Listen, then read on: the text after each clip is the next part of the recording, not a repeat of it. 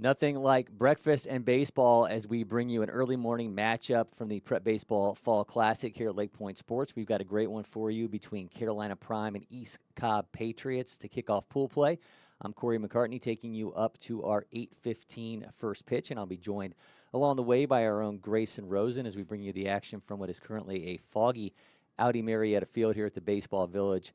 And, of course, this is a stage for these players to make their mark with great performances, and it's also a chance for them to show their greatness in other ways as well. We've teamed up with Johnsonville in their push to bring the positivity back to the internet. Let's go inside that mission.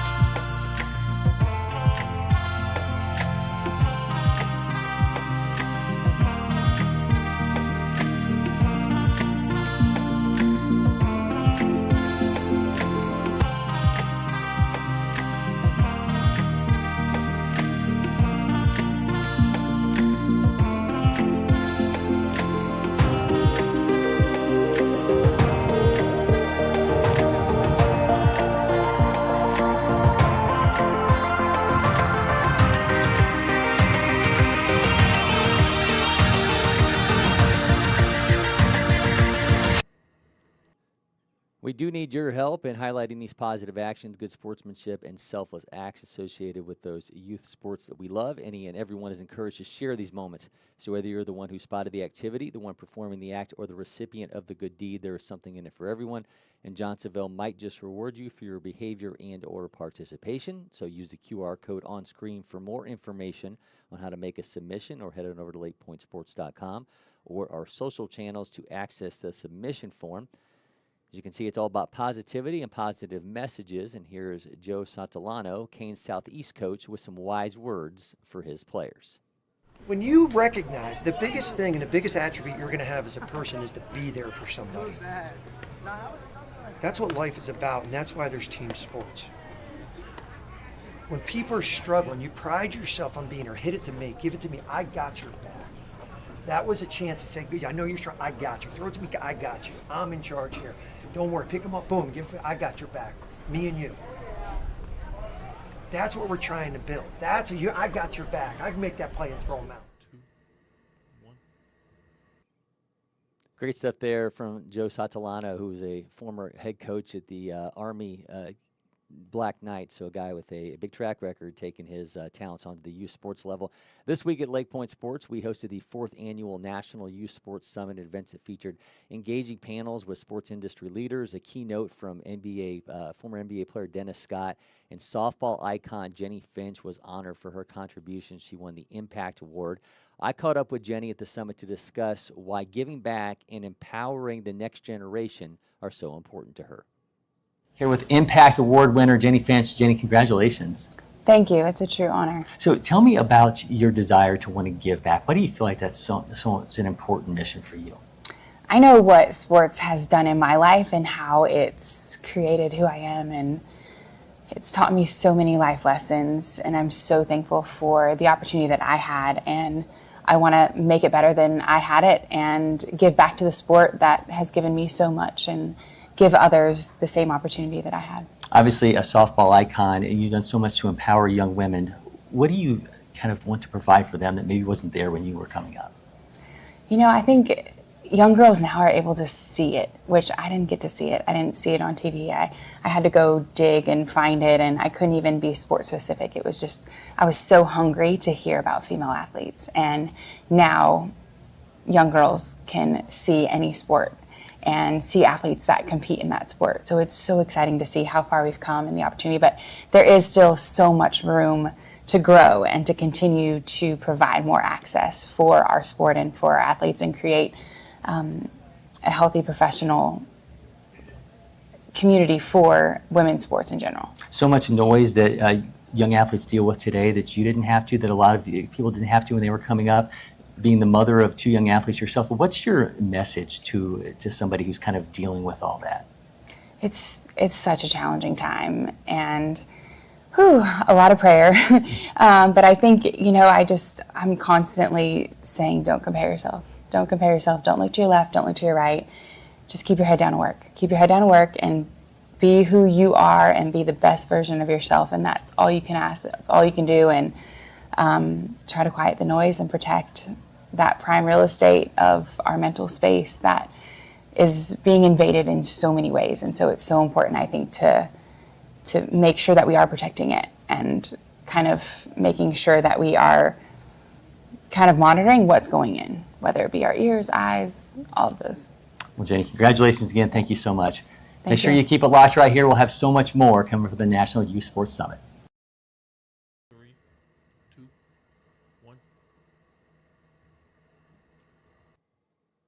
As you can see, fog is definitely a factor here in this early morning in the Prep Baseball Fall Classic. So we're going to be a little bit delayed past our expected 8:15 first pitch. Just got word from the folks at Prep Baseball that it's gotten worse. It did look like the fog was going to lift, but we may be a little bit more delayed than we thought. But let's go ahead and take a look at the lineups that we'll see today. A couple of really talented rosters. East Cobb Patriots, 2 ranked players on their team. Meanwhile, 7 committed players, 12 ranked players on this Carolina Prime squad. So let's look at how East Cobb Patriots will line up. They'll start off with shortstop Daniel Tompkins, followed by right fielder Tyson Dawson, left fielder Gabe Westry, center fielder Harrison Fiftal, first baseman Chase Charles, third baseman Gavin Barr, Nathan Taxey's the extra hitter hitting 7th, Alex Bemis is the extra hitter hitting 8th, William King is pitcher and DH, Aiden Lee is playing second hitting 10th, and behind the plate and hitting 11th is Caden Hunter.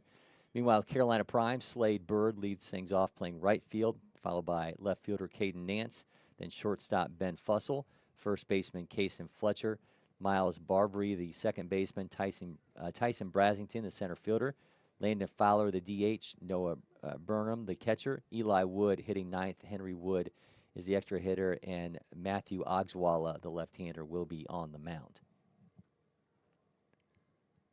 So we'll be rejoining you when we have more information. Hopefully we get started sooner rather than later here, as this is, again, already been delayed. We expected an 8:15 first pitch, but we will rejoin you as soon as we have more information on first pitch in this matchup between the East Cobb Patriots and Carolina Prime.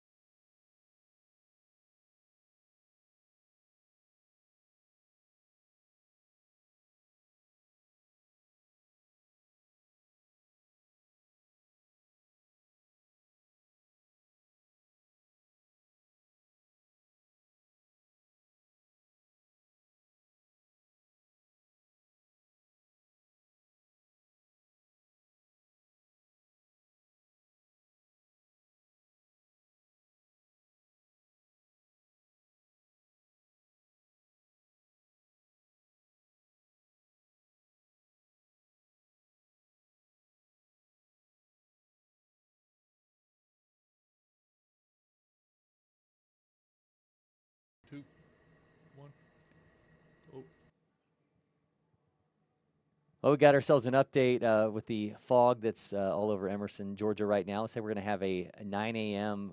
First pitch likely here in our game of the day between East Cobb Patriots and Carolina Prime, now joined by our own Grayson Rosen. I don't want you to have to go play the part of weatherman, but obviously this is not ideal for these guys out here tracking a ball with this fog all over the fields at LakePoint Sports. Yeah, definitely not. So, we'll see what we have to do. It's definitely gotten. It almost seems like it's gotten worse. Yeah. So, yeah, that 9 o'clock start is a hopeful time, but we'll see. Got to make sure everybody's safe out there. All right, we got word from United umpires, or we're looking at a potential 9 a.m. first pitch. So we will bring you our action as soon as we can. We'll update you along the way. Until then, we'll be rejoining you soon from LakePoint Sports.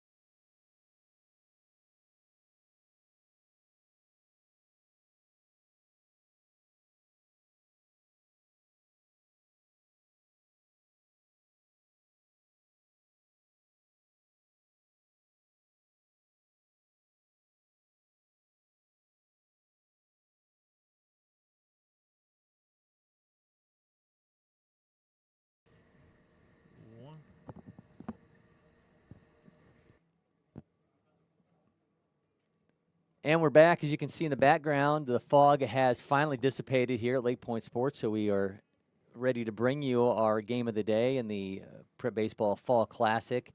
East Cobb Patriots against Carolina Prime. So let's run through this lineup one more time.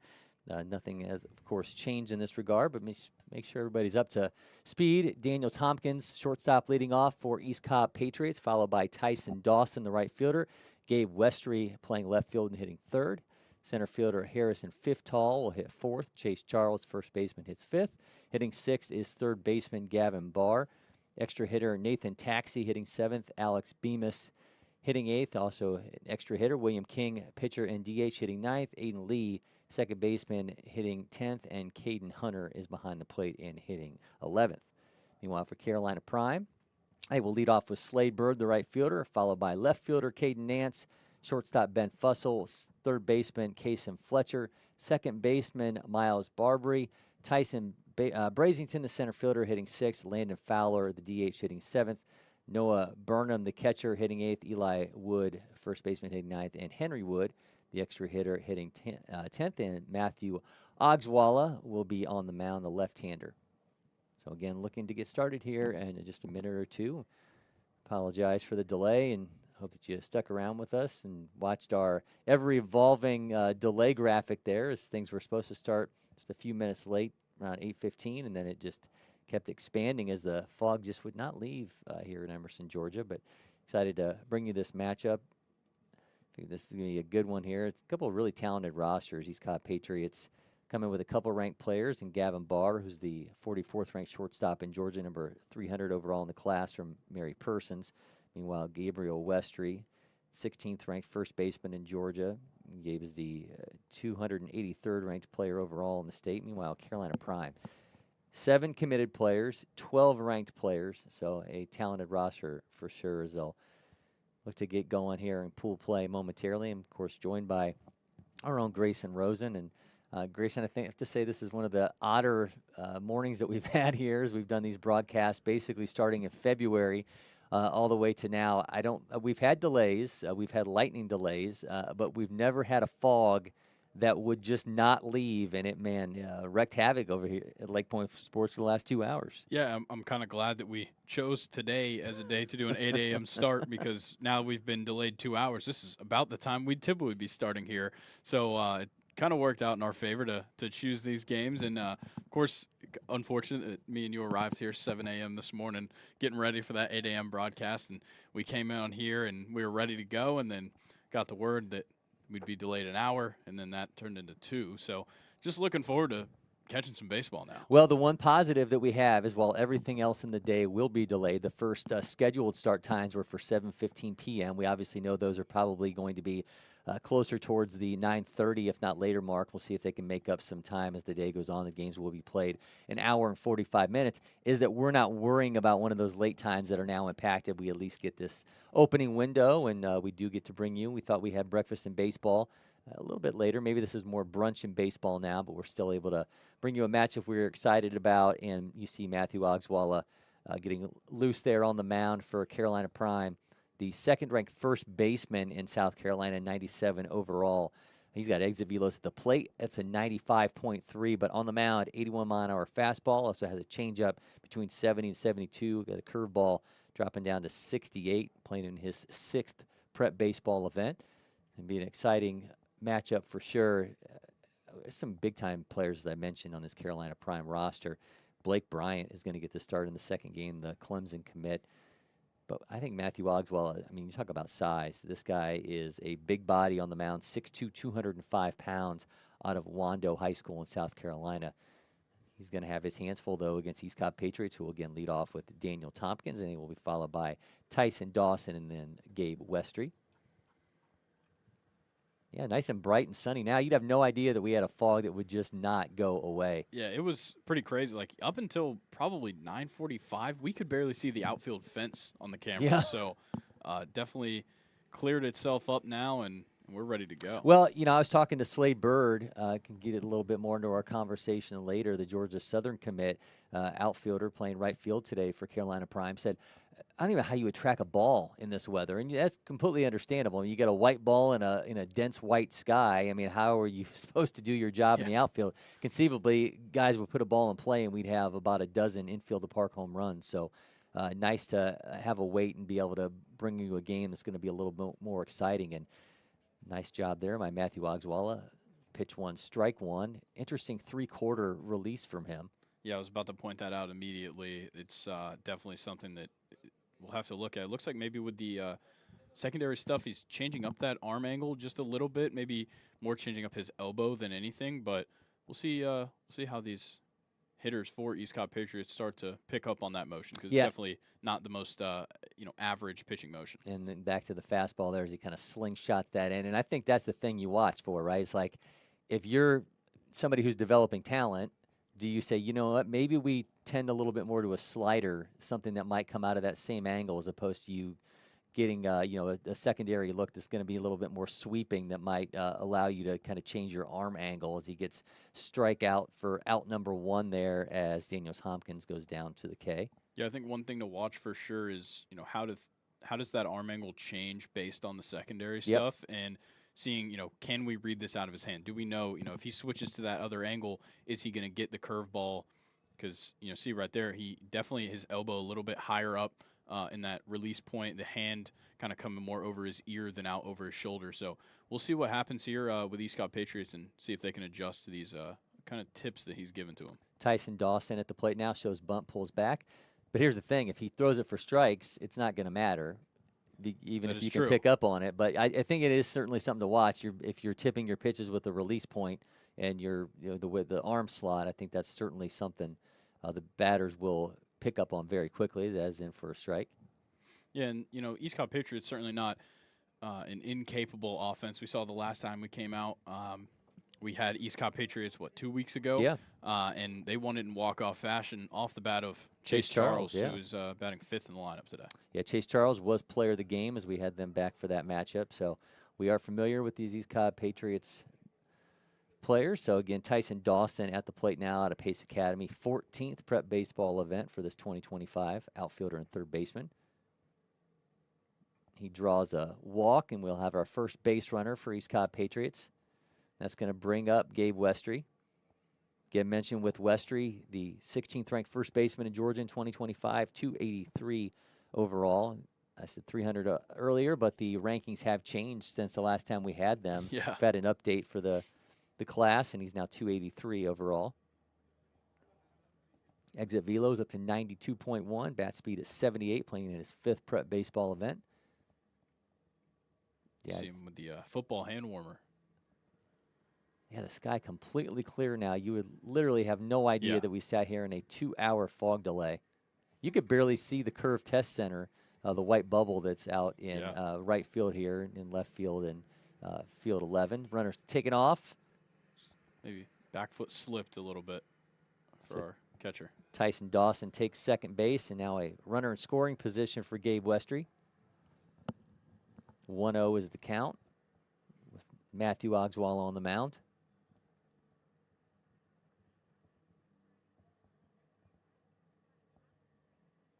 Slingshots that in there, going to be ball 2.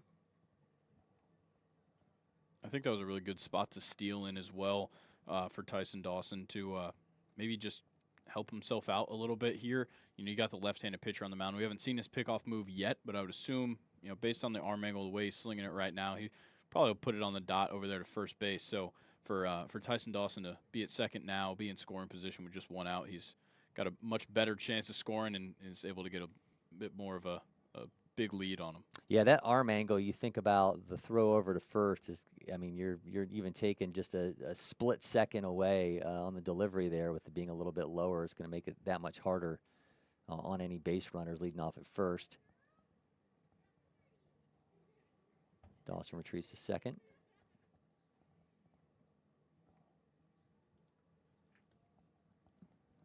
Interested to see how Ogswalla kind of deals with having that runner in scoring position. Will he settle in a little bit more on this at bat? That one's high. The throw over to third.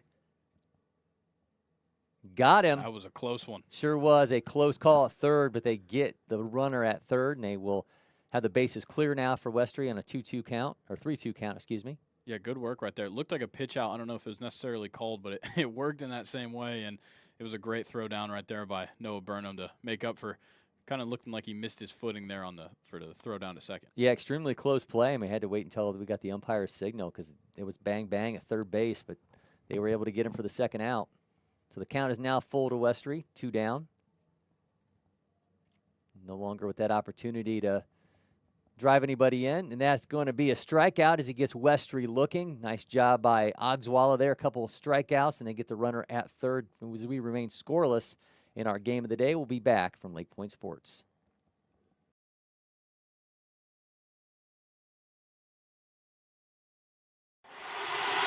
Next. Next. Stop. You got it? No. Keep going. Again. Next.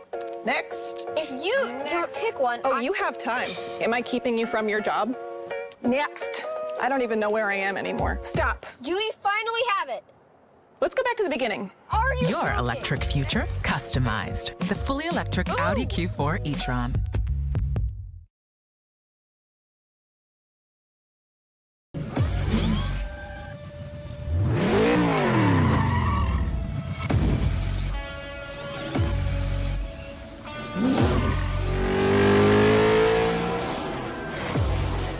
Making every second count. That is how I live. And this is how I hydrate. Body Armor Sport Water. Water for the athlete and all of us. This is ready to go online. Any questions? Yeah, I got one. How about the best network imaginable? Let's invent that. That's what we do here. Quick survey. Who wants their internet to work pretty much everywhere? And it needs to run smooth, like super smooth. Hey, should you be drinking that? It's decaf. Because we're busy women. We don't have time for lag or buffering. Who doesn't want internet that helps AI do your homework even faster? Come again? Sorry, what was that? Introducing the next generation 10G network, only from Xfinity. The future starts now. Welcome back to the Prep Baseball Fall Classic. Cory, McCartney, Grayson, Rosen with you in our weather-delayed, or technically fog-delayed game of the day here between East Cobb Patriots and Carolina Prime.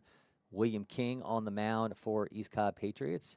Last time we did one of these games, William King was on the mound for East Cobb Patriots at a Lake Oconee Charter High School 9th Prep Baseball event. Fastball up to 89 last time we saw him. Also gets changed up around 75, 79, and a curveball down to 66. He'll be facing off against Slade Bird, Caden Nance, and Ben Fussell to start things off for Carolina Prime. And the biggest asset we saw out of William King the last time around, and I expect it to be a huge part of his game today, is being able to switch up the speeds. You talked about the velocity on the fastball and then getting it all the way down into the 60s with his secondary stuff. That's going to be a huge part of what he does on the mound today. Yeah, he was extremely impressive last time we saw him. Just a strike throwing machine in that last outing. But again, he's going to have his hands full as this is a extremely deep Carolina Prime team. 7 committed players, including Slade Bird at the plate, Georgia Southern commit. Watches that for ball 1. Slade was part of the Team South Carolina for the 2024 future games that we had here back in July. And this last month, 2 months later, he ends up committing to Georgia Southern. I asked him what kind of player Georgia Southern was getting. You'll certainly look at the metrics and see somebody who's near triple digits, exit velo, bat speed into the 70s, outfield velo around 90, and he said he believes they're getting one of the best players in the class of 2026. That's some high praise for himself. Well, if you don't believe in yourself, who's going to? That's a great point. And Georgia Southern's putting together a pretty good class. We've got a number of commits out of this 2026 class out of Georgia as well. So he's just another great piece that they've picked up. He's got a 2-1 count. I'll make it 3-1 as King just misses. Yeah, that was a real close miss there. I think part of it's some blatant framework. maybe threw off our umpire for the call there. Comes the 3-1 from King. Bird puts this in play. That's going to be into right field and drop down into right center for a base hit. Well done. 86.9 off the bat for Slade Bird. Batter one, hit one. Now we'll move on to Caden Nance. Caden Ridge Nance, as his prep baseball profile says, from Vidalia High School in Georgia, is the third-ranked second baseman in Georgia, 89 overall in the class of 2026. Playing in his 6th prep baseball event. He's got exit velos up to 92.3. Can also scoot 6.93 in the 60. Bird's taking off. The throw is going to be well late as that goes into center field. So Bird showing off the speed. Yeah, interesting to see 2 lefties to start off the lineup here, but could be a matchup thing with William King, the righty on the mound. But I kind of like what I'm seeing already. Yeah, time called to tie the shoes. Maybe that's what happened. Shoes were a little too loose. That's right. So I gave up that hit. Talked about the committed players on this Carolina Prime team. Tyson, Brazington, Charleston Southern.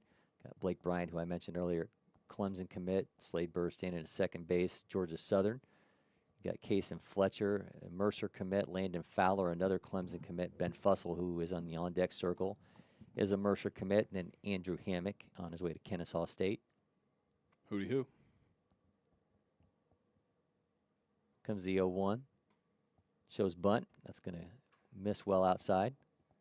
But in all, 12 ranked players on this Carolina Prime squad. Miles Barbie, Tyson Brazington, Blake Bryant, Slade Bird, Cason Fletcher, Landon Fowler, Ben Fussell, Andrew Hammock, Quinn Johnson, Caden Nance, Matthew Ogswalla, and Dallas Pitts.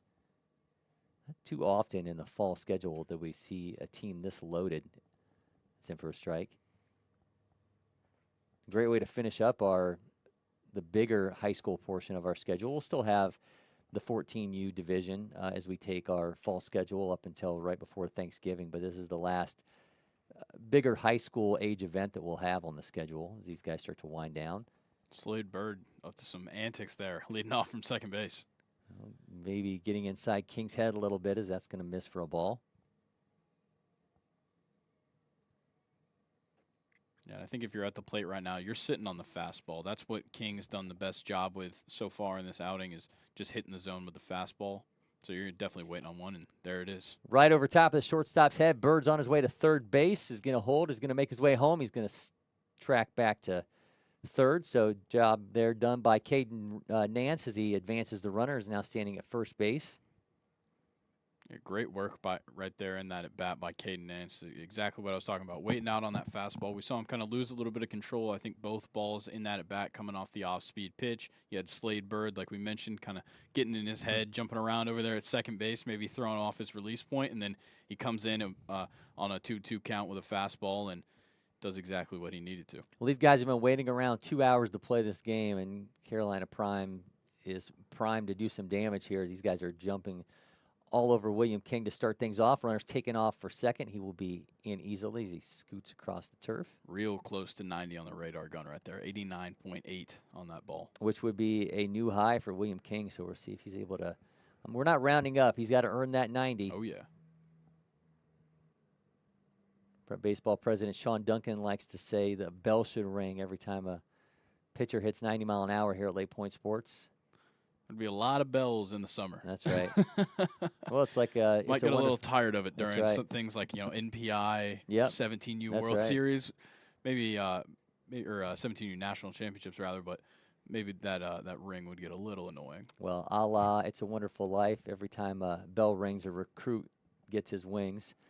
That's going to be a way. Bird's coming home, and the throw is going to take out the pitcher William King, but Slade Bird in there for the first run. 89.9. He's getting there. He is so close to 90. I know you got it in you, William King. And I know he looked back at that and said, "Oh, okay, I'm gonna turn it up on the next one." All right, so the wild pitch scores Slade Bird. 3-0 is the count to Ben Fussell, the Mercer commit. 2022 junior feature gamer out of Coffee County. Coffee Boys, as they're so affectionately known on social media. 3-0. That's down the middle for a strike. And you already got Caden Nance on third base. No outs in this 3-0 count, or 3-1.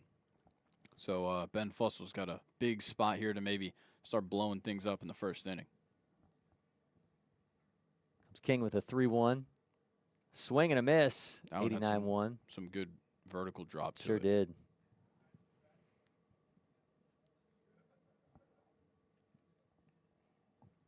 Count now full to Fussell. 1-0 lead for Carolina Prime as Slade Burr scored on the wild pitch.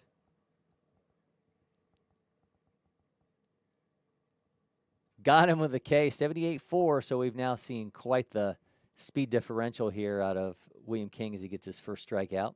Yeah, that was good work right there. You're definitely, with 3 balls on you, you're definitely expecting to see a fastball most likely, but with how this team's been waiting around on the fastball, you bring in some off speed, and it definitely worked out to your advantage right there with the punch out.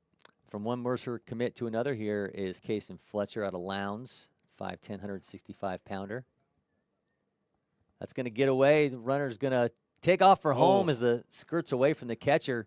Nobody could make a play on that ball at all, and now we see Caden Nance score, makes it 2-0 Carolina Prime with 1 down here in the first. Yeah, definitely just an unlucky bounce. Kind of didn't really get all that much of a bounce off the backstop, and then it just kind of kept rolling, and catcher just couldn't find it.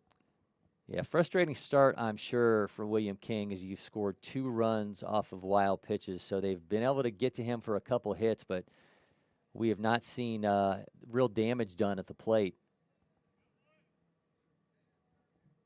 Skies that. First baseman tracks. That's going to go foul.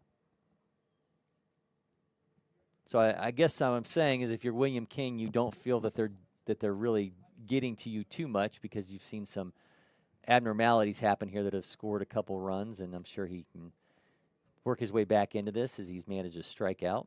Yeah, I think, after the first 2 bats, you're maybe more thinking about, how am I going to attack the pitch sequences after it was pretty obvious, they got what they were waiting for. Yep. And then now it kind of seems like he's prioritizing maybe trying to make it unhittable. And I think that's something where you kind of have to battle with, find the fine middle ground between good pitch sequences and still making your pitches hittable and hitting the strike zone. Misses on the curve. The count is now 1-1. Excuse me, 2-1.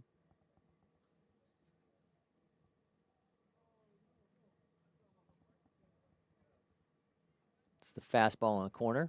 It's going to run it to 2-2, 88.8. Yeah, that's a great pitch. Let him know that you can hit that spot at 88.8, and his best chance is to send one over the first baseman if he wants to hit on that.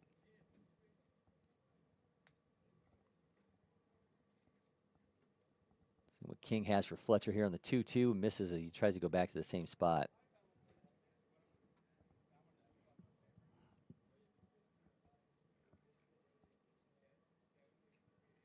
Seen a game plan here of him trying to stay away from these batters, living on that outside of the plate.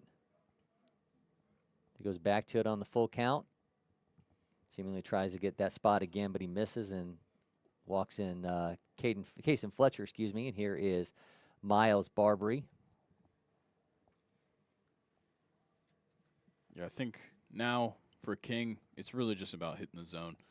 It's, the first 2, like we talked about, they were sitting waiting on it, and then started to get to that, you can't get the control, you get to wild pitches. And I will point out, it's still you still got some high moisture in the air, so you're not going to have a perfect grip on that baseball either. Looks like first baseman's going to try and do some of the work. Yeah, has to get out of the way of the base runner as he's making his way down to the bag. Oh, get the tag up to second as well. Nice job by first baseman Chase Charles there, player of the game from last time we had East Cobb Patriots coming through defensively there, but Carolina Prime has taken a 2-0 lead. We'll move on to the second inning when we can come back from LakePoint Sports.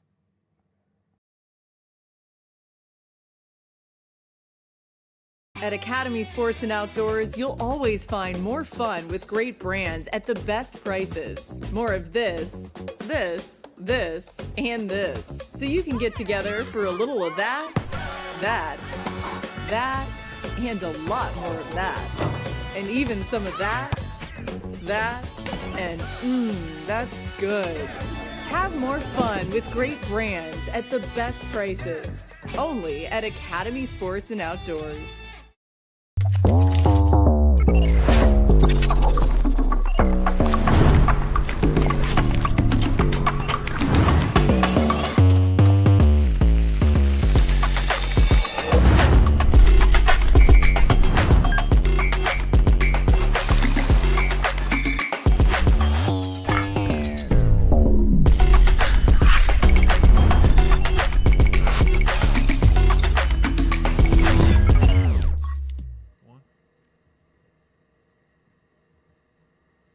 Matthew Ogswalla continues on the mound for Carolina Prime, who has a 2-0 lead over East Cobb Patriots in our game of the day from the Prep Baseball Fall Classic.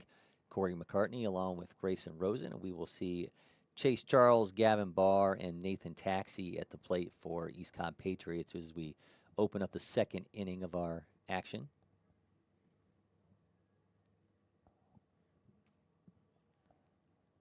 Ogswalla did not allow a hit in his first inning of work. We'll see what he has in store here for East Cobb Patriots.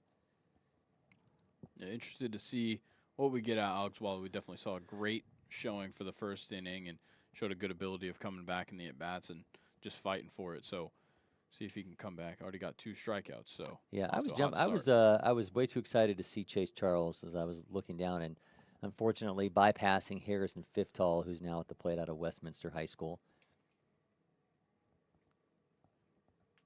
Fiftal, outfielder and right-handed pitcher, 2026, stands 6'2", 175 pounds, playing in his 8th prep baseball event. Launches that in for a strike. There's just something so nice about that release point. I don't know what it is, but it's fun to watch. Yeah, I think that's why I'm saying if the secondary was a slider, you think about, and you could throw from that same arm angle, how much more difficult it would be, especially for a right-hander to deal with. Yeah, you definitely would be talking about the tunneling that he brings to the table when he's releasing a slider and a fastball from the same angle. It's interesting always, I think, to talk about with young pitchers about the concept of tunneling and how you learn to make that a big part of the weapon. It's like you can learn to throw, you know, a curveball if you've got an arm angle like this, but if you can throw something that looks the same and you can really make that. I mean, think about when you watch Clayton Kershaw go through his pregame machinations, he's out there miming pitching. He's not even, doesn't even have a ball in his hand. He's just making sure everything looks like it's coming out of the same release point. And obviously, you watch Pitching Ninja and all the stuff that he does. How many of these guys can bring that to the table as that's going to get past Ogwalla, go to second to throw to first in time for the out. Nice recovery there by second baseman as that got past the pitcher. But just the concept of pitch tunneling and how that's becoming so much bigger of a factor up and down the different age levels in baseball. But yeah, you get to the point where everybody can hit velocity. It's like, what can you do to take a guy out of the mental game at the plate? And pitch tunneling can certainly take things to a new level. Yeah, and I think you can draw some comparisons between Ogswalla and Chris Sale in the way that they're trying to move their bodies on the mound, and that's one of the things that Chris Sale does at an elite level is he disguises his pitches as whatever he wants to throw, and it works to his advantage. He's probably going to be the NL Cy Young winner when this postseason is all said and done. So, we'll have to see. But with Ogswalla, I think that is a big asset of his. Is just it's an unpredictable arm angle, and whether they know or not what he has to offer, he could kind of just surprise you at any time. Chase Charles is now at the plate. He's got a 1-2 count. Lambert High School 2025, again, was our player of the game last time we had them. Was also at Georgia Senior Games in August. This is the 15th prep baseball event for him. And there's that half-hearted swing. Yeah, gets him with a sword, and he goes down on strikes. Seems like Ogswalla is looking at finesse would be the word to describe what we've seen thus far. He's got 2 down in the inning.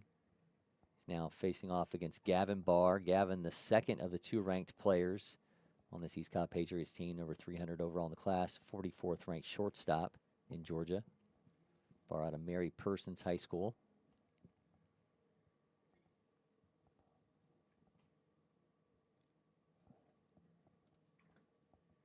Close on the outside with the change of it looked like.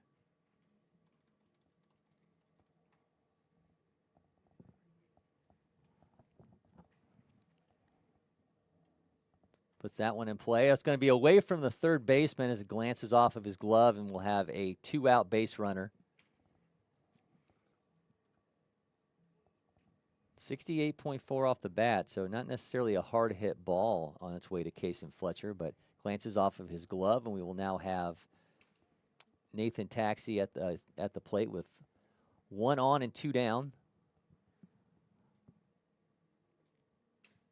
Interested to see if we'll see some aggressiveness on the base paths from East Cobb Patriots. We saw it in the first inning. First base runner they sent him on the second pitch. There's the throw. Oh, the throw is going to get away from the first baseman. Yeah, it hits off of his helmet, hits off of the fence as well. So now they've got a runner at second. As Chase Charles makes his way to the bag. I guess it worked to his advantage that he just got pelted in the head, but well, we wanted to see what the throw over Yeah. from first looked like from Ogswalla. it was a little off course. Yeah. Lucked out, though, that it didn't bounce off the helmet and go over the fence. He'd be standing on third base right now. That miss is going to make it 1-0.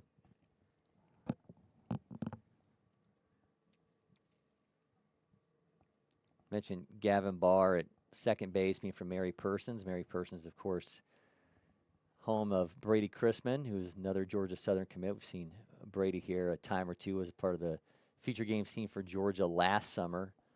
It's been his summer here in 2024, playing for Game On.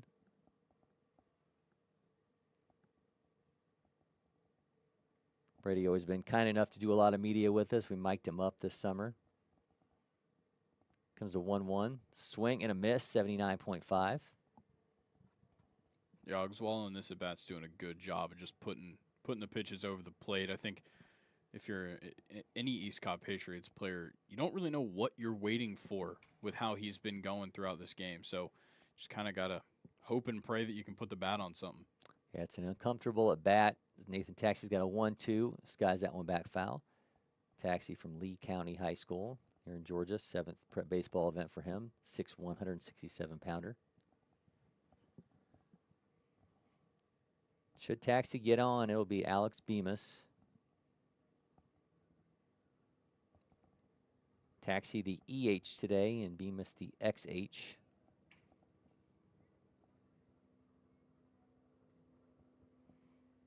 Good work by Taxi to hold off on that breaking ball.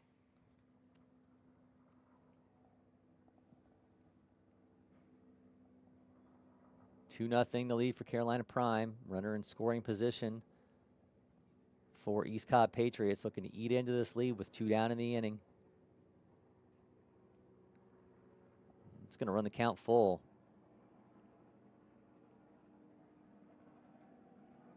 Carolina Prime thought they were going to be out of this inning with Gavin Barr hitting a grounder to third base, but glances off the third baseman's glove into the outfield, and then wild throw over to first base, and suddenly he's standing at second. Taxi skies this into left field. Center fielder comes over and makes the catch. As seemingly the sun's now an issue. Went from the fog being an issue to now the sun with no clouds being the issue here at Emerson, Georgia. But 2-0 continues to be the lead for Carolina Prime. We'll be back with the Prep Baseball Fall Classic.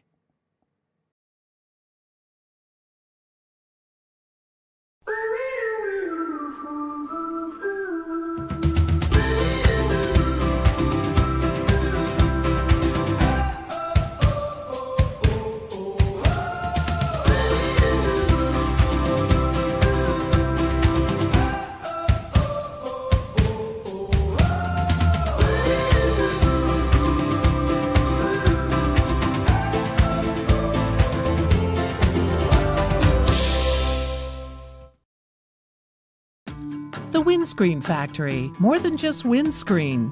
We're a full-service sports facility contractor. We manufacture windscreen for sports and construction, do fence repair and installation, and fabricate field netting and batting cages. In addition to manufacturing the products, we also install upon request. We make safety padding for backstops, rails, and walls, as well as full-service print shop with logo, branding, and signage capabilities. Please call us for a quote today. Welcome back. 2-0 is the lead for Carolina Prime as we roll along in our game of the day from the Prep Baseball Fall Classic. Cory McCartney, Grayson Rosen with you. William King continues on the mound for East Cobb Patriots. He'll be facing off against Tyson Brazington, Landon Fowler, and Noah Burnham for Carolina Prime. So we go on to the bottom of the second inning. Playing an hour, 45-minute games today as we're going to try to condense things a little bit after the 2-hour fog delay. So sometimes we've had time be an issue here. Last game we had during the the championship game for the underclass Fall World Series on Monday, we breezed through that game, and time was not an issue. But I think it's going to be something to watch here as we nearly 30 minutes into this and not through 2 innings. Yeah, and I'm interested to see what we get out of this bottom of the second here for William King. The first inning obviously didn't go his way, as you see the 2 runs on the scoreboard, but just trying to kind of piece things back together here in his second inning. He's got Tyson Brazington, the Charleston Southern commit, played out of May River High School in South Carolina, the top-ranked utility player in Carolina in 2025, 59th overall in the class. King delivers, sends that one back foul. 14th prep baseball event for Tyson, 5'9", 160-pounder out of May River High School. And was the center fielder that recorded that last out in the last inning, so looking to continue making an impact.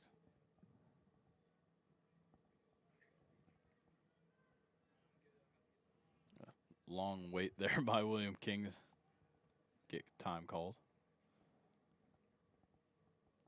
Yeah, Brazington also a catcher when it says utility, it literally means utility because he's playing center field today, and he's also a catcher, so this kid can play everywhere. Very impressive. Kind of the only guy I can even think of that does it is Dalton Varsho. Yeah. I'm sure Isaiah Kiner-Falefa probably has found himself in center field before as well.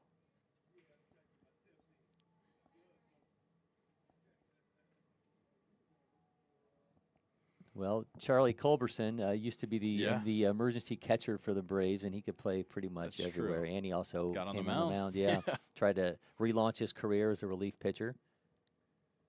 That's in for a strike. Yeah, he's a guy we've had up here a number of times, and just recently announced his retirement. Yep, Charlie would do his off-season training here, so I'd run into him quite a bit. He also hosted his baseball camp here a couple times. Last time he did, he brought out special guest Michael Harris II, which was a pretty big hit, as you can imagine, with the Metro Atlanta kids. Sure. It's going to make it 1-2. Yeah, and then obviously Charlie Culberson's baseball team, his travel organization, spent plenty of time here in the spring and the summer. Yeah, Charlie's dad primarily runs that program, but I'm thinking now that Charlie's playing days are over, we'll see him a lot more active in that regard. Definitely a legend of this area. Yeah, back when he first arrived at Braves camp when we were down there in Disney Wide World of Sports, of course everyone says, God, he looks just like Dansby. So I ended up doing a video with him between, a la Zach Galifianakis says, between two ferns, we did between two bats, where I interviewed him as if he was Dansby, and he was unaware that he was being interviewed. And then at the end of the interview, they came over and told me Dansby was ready. So then I had to be bewildered that I wasn't talking to Dansby for the last 5 minutes. But Charlie was always a good sport about that stuff. Do you think that was one of your best acting performances? It was pretty good. I thought so. That one goes foul. That was a fun era. The Braves weren't always winning during that time period, but they were certainly a lot of fun.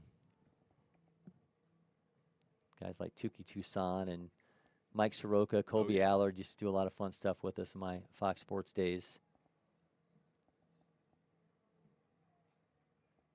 We could just start naming names from that time right. period. Yeah, that's and, right. and there'd probably be, I'd say 75% of the people watching this right now had no idea who we're talking about. Walk to Brazington. That's going to bring up Landon Fowler. Fowler, the DH today, and he's the second of the Clemson commits on this team. Third-ranked right-handed pitcher in South Carolina, number 6 overall. Nationally, he's 62nd at the position, 198 overall. And I say he's a right-handed pitcher in his rankings, able to work the fastball up to 91. He also has exit velos at 98.4 and a bat speed of 71.2 for the 2023 future gamer. So doing it all. Yeah, and yeah, proceed with caution. William King here against this 6'4", 200-pounder out of Powdersville High School in South Carolina. Yeah, we just saw William King go through a pretty long at-bat with Tyson Brazington, maybe looking to pick up the pace here on the second one. Yeah, King's already up to 30 pitches. Yeah, and we had those 2 early disengagements in the at-bat that kind of delayed things as well. So he got a 2-hour delay, right? So yeah. How did he keep the arm fresh during a 2-hour delay to be able to come back out here? You often, especially at the major league level, you almost never see a guy end up coming back out. Whoever was scheduled to start, unless you get a pretty early weather delay call, then maybe a guy stays in. But I think they were fortunate that it wasn't a traditional weather delay in which we started the game and then they get pulled, because then you typically don't see a guy return to the game. But I think for William King, it was just about kind of got to re-psyche yourself back up. 2 hours later, it's a tough task. Well, the one thing you can say is that Matthew Ogswalla had to deal with it as well, so it was not just a William King delay. It is a two-way street. But had to be difficult nonetheless as he got himself up for a start that was delayed by 2 hours. Another mishap there. That's going all the way back to the wall. Running. Yeah, Brazenton going all the way to third base. Great work. Yep, and we have seen Carolina Prime take advantage of the opportunities they've been presented with, some pitches that have gotten away behind the plate there for East Cobb Patriots. This is looking a lot like how we saw last inning go for William King. So I think right back to prioritizing hitting the zone. We've already seen the velo go down a little bit. You can tell he's prioritizing control. Just got to start hitting the zone. And there it is. Swing and a miss.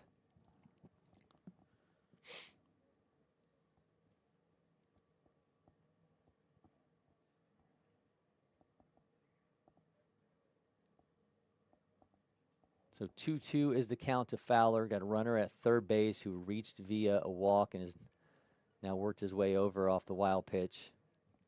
Close one. A great competitive off-speed pitch there on the outside half of the zone.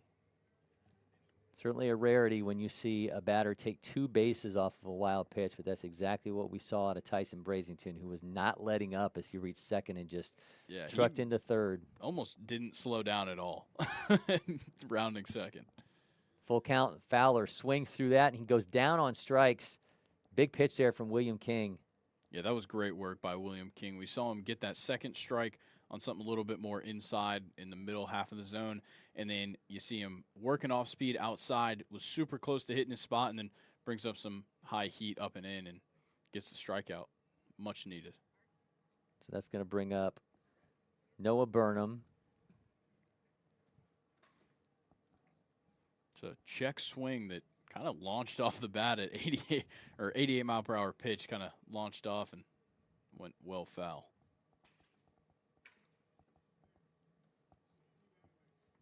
Burnham from Lowndes High School in Florida, not Lowndes, Georgia, 5'9", 180-pounder. Interesting. I wonder if he lives in Florida and goes to Lowndes. They are real close. That is true. That's a dribbler up the middle. Shortstop gathers, throws. Great scoop. work. Yeah, great scoop at first, but a run is going to score. It's going to make it 3-0. But certainly hats off to first baseman Chase Charles there. Another strong defensive play for him. We saw him get the inning-ending double play, and now he has a fantastic scoop to get the second out. But we did see Carolina Prime get their third run as Tyson Brazenton crossed the plate. William King goes back to the shoelaces. Maybe double knot him this time. It could almost be like Nomar Garciaparra used to mess with his batting gloves all the Could time. be. It's a fixation. It could just be something he does mindlessly. I do want to give a shout out to Daniel Tompkins as well on that ground out there by shortstop. He fielded that ball kind of like directly behind second base, so definitely covering some ground. Sends that one foul.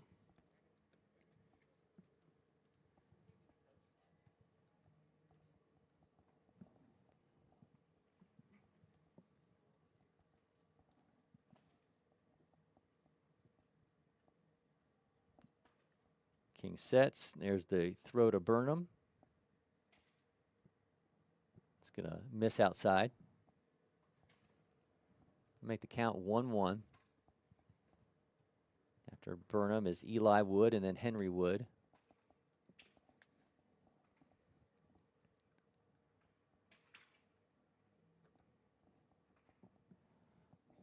Now 2-1. I go back to the conversation from last inning. If you're William King, you're looking at a deficit on the scoreboard, but it does not feel as though you've been batted around. No, I think, for him, I think he's pretty well aware that he's not hitting the zone at the rate he'd like to, but you definitely shouldn't feel too discouraged with the runs you allowed. Throw to first is going to be in time to get out of it, but Carolina Prime has taken a 3-0 lead. Don't go anywhere. We'll be back from LakePoint Sports.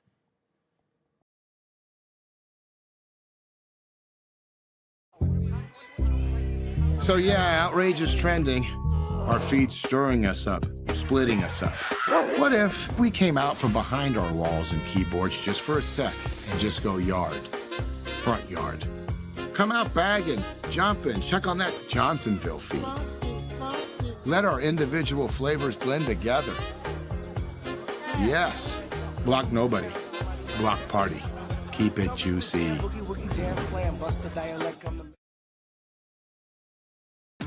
The Windscreen Factory, more than just windscreen. We're a full-service sports facility contractor. We manufacture windscreen for sports and construction, do fence repair and installation, and fabricate field netting and batting cages. In addition to manufacturing the products, we also install upon request. We make safety padding for backstops, rails, and walls, as well as full-service print shop with logo, branding, and signage capabilities. Please call us for a quote today. We have a 3-0 lead for Carolina Prime in our game of the day from the Prep Baseball Fall Classic. You see Matthew Ogswalla going through his warm-up pitches, and he's going to be facing off against Alex Bemis. Yeah, Alex Bemis, then William King and Aiden Lee. It says C. Bemis on the scoreboard, which there are 2 Bemises on this East Cobb Patriots team. The other one, oh no, there's John Bemis and Alex Bemis. So not quite sure where the C came from, but nonetheless, our scoreboard maybe not up to the moment here, but we will have Alex Bemis and William King and then Aiden Lee in for a strike. Good pitch right there by Ogswalla to get his 3rd inning started.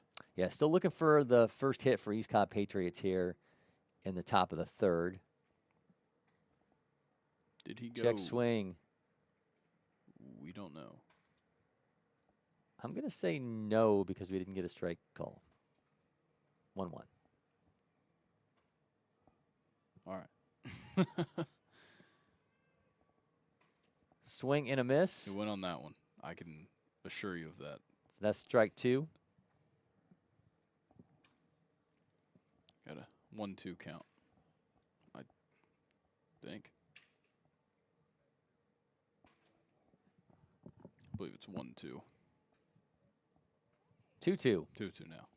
We're as surprised as anybody back here watching the workings from behind the plate. I think there was a that's one. Yeah, that's in play. Nice throw on the run. Oh, it gets away from the first baseman as he swipes at it. Yeah, tough bounce right there.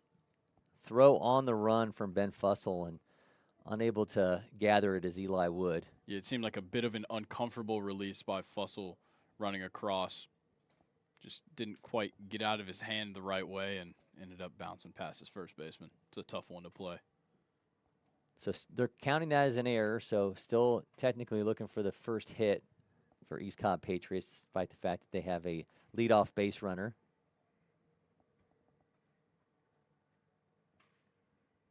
Animated conversation from Ogswalla. A lot of moving his arm around. I'm not sure what that meant. I couldn't quite read the body language there, but maybe he talks with his hands. Maybe. He was really he was using everything. Shoulder, elbow, a little more than just like a normal. Yep. Can you cause Tommy John talking with your hands? If you're aggressive enough, I think you could. Ask some guys in the league, and they'd tell you anything could cause it. That's right. William King at the plate. That's in for a strike. The opposing pitcher.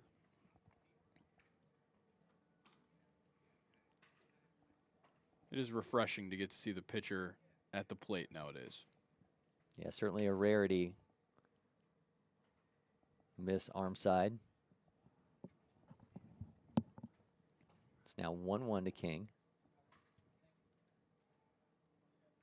Alex Bemis at first base.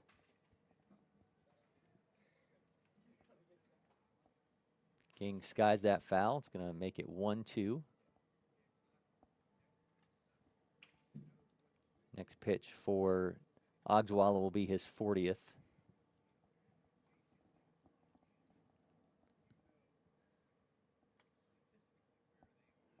It's now full. And on that pitch, it seemed like he was almost, he almost didn't bend over his hip, and so that side arm angle ended up making him throw upwards. Something that you really have to perfect when you throw at that kind of arm angle is you have to know your release point exactly, or you're definitely going to be prone to some wild pitches. So King stays alive as he sends that one back foul.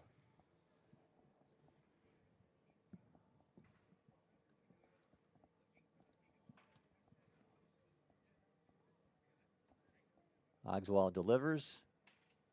One's going to miss low. So now the count is full.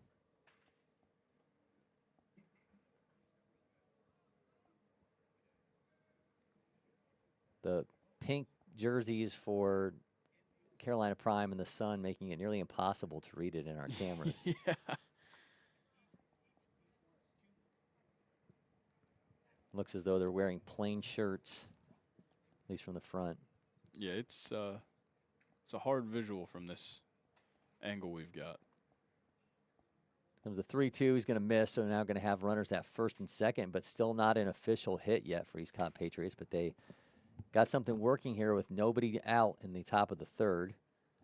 Let's see if we're going to get a courtesy runner or not for William King. I think we may be. Here he comes.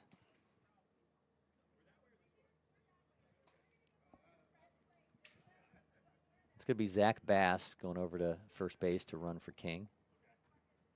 King did his job here on the offensive side, and now he's got to get ready to go back on the mound. Hopefully some runs will be put on the board for him. So he gives way to Bass out of Harrison High School, and now we'll have runners at first and second. So we get Aiden Lee at the plate. Aiden Lee from Westminster High School, 2026. 5'8", 140-pounder in his fourth prep baseball event. He's got a chance to make some noise here for East Cobb Patriots, looking to work their way back into this one, trailing 3-0 here in the top of the third, but there are 2 on and nobody out.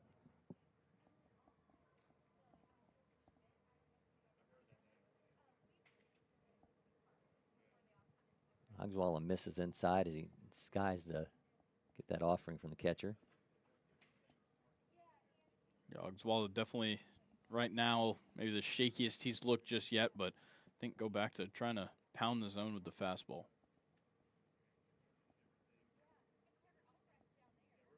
Another miss.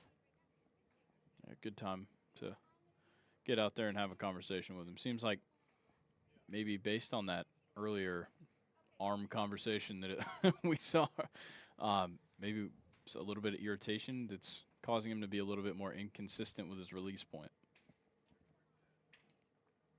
All right, well, some words of encouragement from Noah Burnham behind the plate. If he's calmed Ogdwalla down. 3-0, 3-0, excuse me, is the count. 3-0 is the score. Runners at first and second. Certainly seen some lengthy innings up to this point. There he goes, settles that one in for a strike. Already 48 minutes into this game, still in the top of the third with no outs.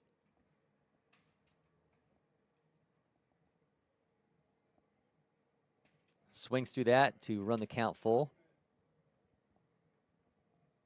Just had to have a quick chat, and all of a sudden things turn around.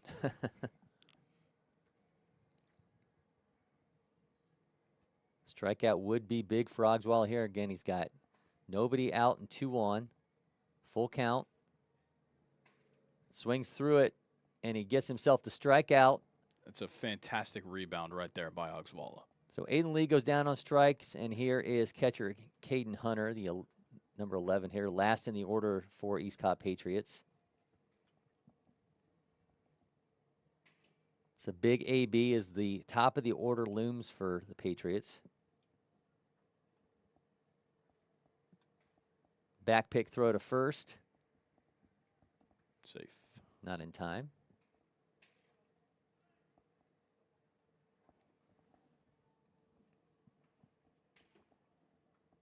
Leadoff man Daniel Tompkins in the on-deck circle.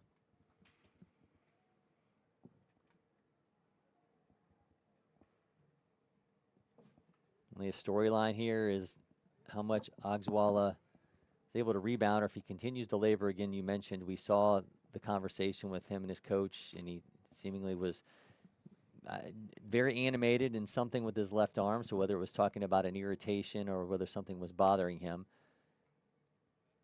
nonetheless, he proceeded to issue a walk after that, but he has bounced back and got himself a strikeout. But now we're seeing a few more struggles in this AB.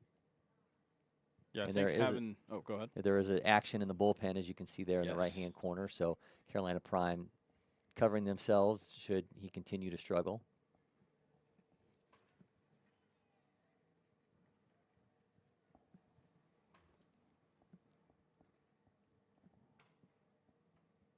Ogswalla down the middle for a strike. Got a 2-2 count. We had a reset on the scoreboard, but 2-2 is what our umpire signals for us.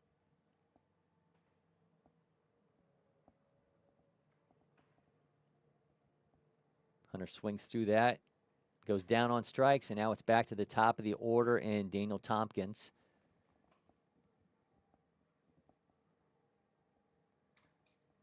These Cobb Patriots certainly do not want this opportunity to slip through their fingers as they trail 3-0 here in the top of the third. They had 2 on with nobody out, but now back-to-back strikeouts from Ogswalla.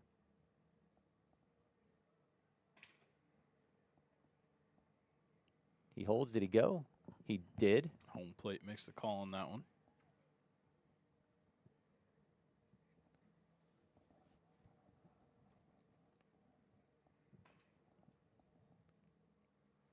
Ogswalla looking to work himself out of a jam.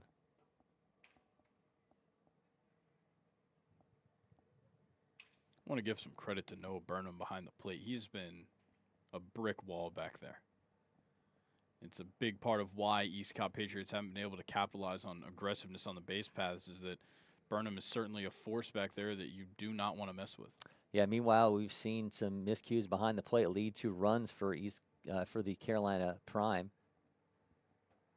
We saw 1 run score off of a ground out, but the other 2 have come off of wild pitches. Yeah, I think Burnham kind of lucked out, kind of asserting his dominance there in the first inning with that throw down to third that he got the out on. Oh, a close one right there. Tries to pull that down, but does not work. So the count's now 2-2. 2-1, excuse me. 2 or 3. Couldn't quite tell. Sun was shining on our umpire's fingers as well. Looks like it was 3-1. Well, nonetheless, going to make his way down to first base, and the bases are now loaded. So we move over to Tyson Dawson, the number 2 hitter.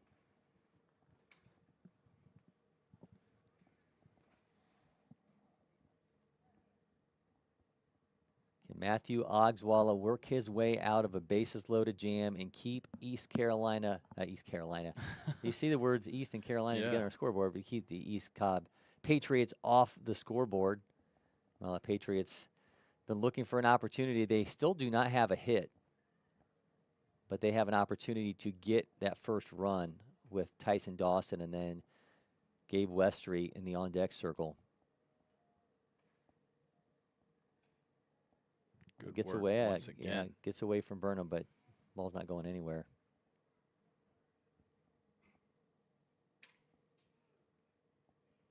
Seems like Ogswalla is just a little bit more comfortable pitching out of the windup.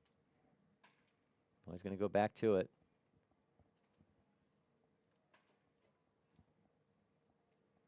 He's got a 1-1 count. Slings that in. They tried to steal home, but the ball got away from him. Oh, man. That is... Wow, we had a attempted steal of home. The catcher drops the ball, so we have a run score for East Cobb Patriots. It's now 3-1. That was super weird. It seemed like Burnham behind the plate had a just fine grasp, and Gavin Barr, I believe who it was, that was running in. Who was that coming in from? I believe that was Alex Bemis. Alex Bemis just wasn't really coming in fast, slid ahead of the plate, and somehow got fortunate enough to knock the ball out of the glove of Burnham. Well, it's 3-1. Dawson puts that into play. That's dropping down for the first base hit for East Cobb Patriots. Here comes another run. It's now going to be 3-2 as Tyson Dawson comes through with the RBI single.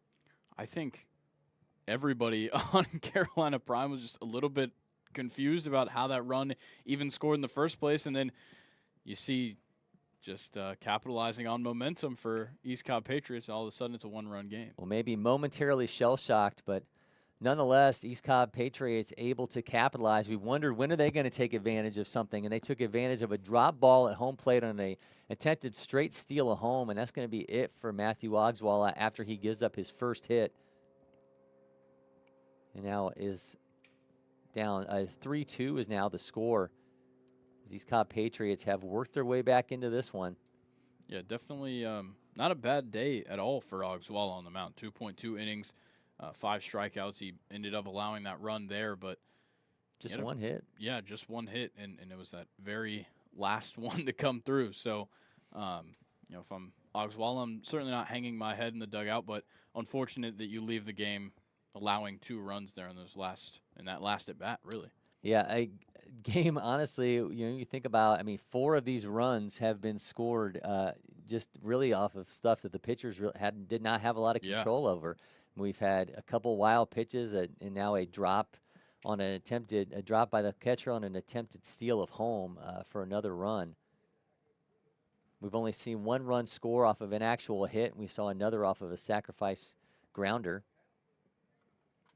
Looks like we got number 25 is warming up right now. We don't have a 25 on the roster. Yeah, we'll see if maybe somebody changed numbers ahead of today's action, missing from the submitted roster that we have in place.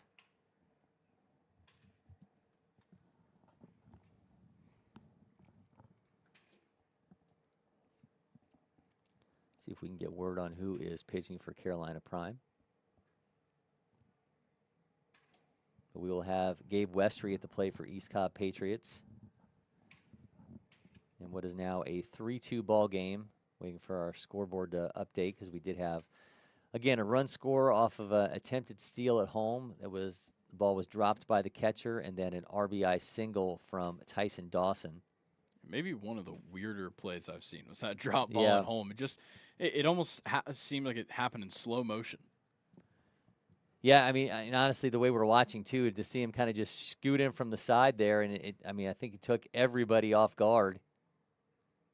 And then to have, Burnham, who's just been, as you mentioned previously, just been a rock behind the plate, and the ball just somehow got away from him. It's almost just shot out of his glove. Yeah. But there are now 2 runners on for Gabe Westry. Westry from Decatur High School. 5th prep baseball event for, again, the 16th ranked first baseman in Georgia in the class of 2025. Remains uncommitted. 6 foot, 195 pounder. Chance to even things up.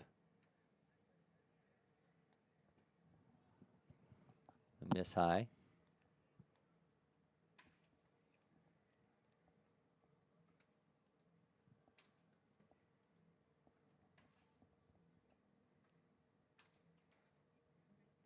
Just a rocket off of his bat, and that's on its way into left field. Looks like that was hauled in, though, for an out, but it's a 3-2 ball game now as East Cobb Patriots able to take advantage. Now we have a 1-run game as we roll along in our game of the day from the Prep Baseball Fall Open. We'll be back from LakePoint Sports.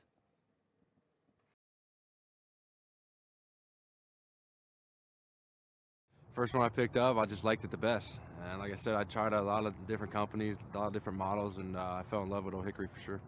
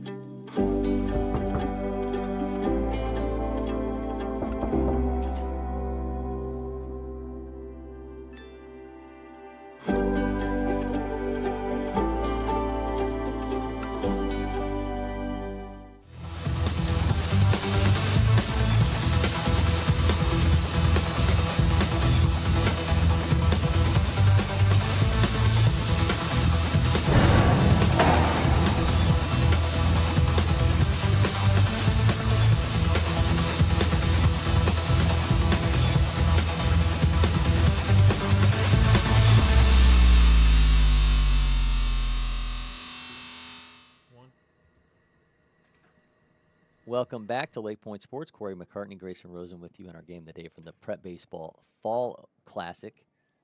Prep Baseball Fall Classic? Yes. Prep Baseball Fall Classic. We do so many of these tournaments, sometimes the names just run together. We just had the upper class and the underclass Fall World Series. This is the Prep Baseball Fall Classic. William King is on the mound for East Cobb Patriots. They came back with 2 runs in the 3rd inning. One of them off the bat of Tyson Dawson, and the other off of one of the otter plays that we have seen in a long time here at LakePoint Sports, as we saw a straight steal of home that looked like it was a sure out at the plate, but the ball got away from the catcher after he seemingly applied the tag, and we now have a 1-run ball game. Now we have Henry Wood at the plate trying to rekindle the fire that Carolina Prime had to start this game. Ball gets away from the catcher on that swing. It's going to be 0-1, and Slade Bird will followed by Caden Nance.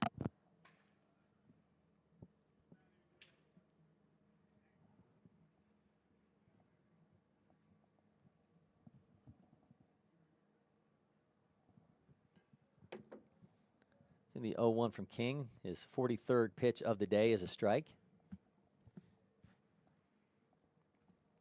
Very quickly, Henry Wood finds himself in an 0-2 hole. Yeah, quickly hasn't been a word we've gotten to use too often today. Yeah, so. Bottom of the 3rd, we'll and we have less than an hour of game time left. And what is going to be a strict hour 45 time limit, as we have got a lot of games to fit in today after a 2-hour fog delay. Yeah, we're looking at about 43 minutes on the clock as it stands. So at this rate, we might make it to the 4th inning. That miss makes it 1-2. 1 hit for East Cobb Patriots, 2 hits for Carolina Prime.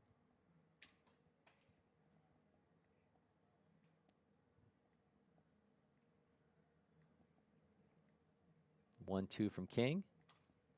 Gets away from his catcher. Surely held back there. Yeah, going to make it 2-2. If you're William King, I feel like, you're coming off that last inning where you drew a walk that ended up being a huge part of this game, and then your courtesy runner ended up coming around to score on that single. So if you're William King, you certainly did your part in trying to rekindle this, or really kindle the first fire for this team, and now you got to back it up on the mound. Misses with the curveball, and the count's not going to be full. Last inning, he issued a leadoff walk, and we saw that become a run for Carolina Prime as Tyson Brazington turned a wild pitch into 2 bases.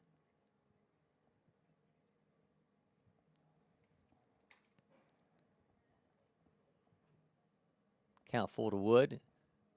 Slips that in stride for the strikeout. William King gets himself a K to start things off here in the 3rd. That was a beautifully placed pitch. You see, we already kind of talked about how the velo's come down a little bit since that 1st inning, and I think a big part of that is just trying to harness your control here, but still at 86, showing some decent velo and obviously getting it done. Back to Slade Bird in the top of the order.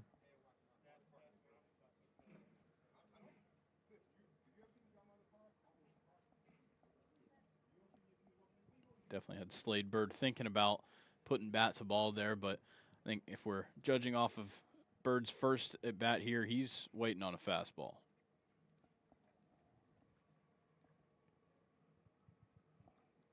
Three strikeouts so far for King. He's also issued a couple walks.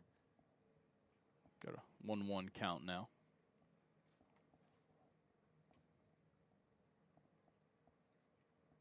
Bird 1 for 1. Singled in his first at bat, as did number 2 hitter Caden Nance.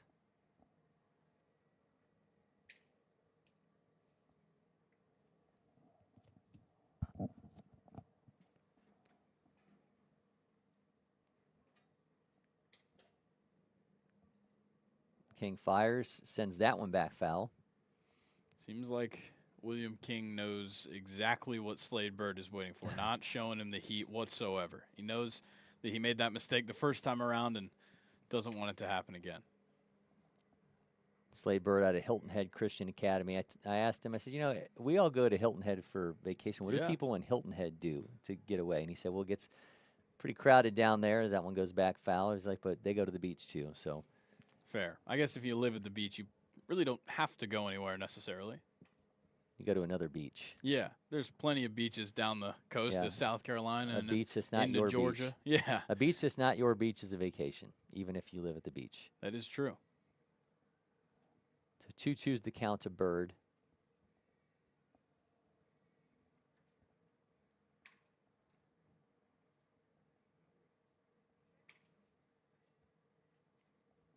Really close. Yeah, just right misses there. that. It's going to run it full. Mentioned him being part of Team South Carolina for the future games. I asked him, what friendships were kind of built for you on that South Carolina team? He said Taj Marchand was a guy that he really enjoyed. Good one to connect with.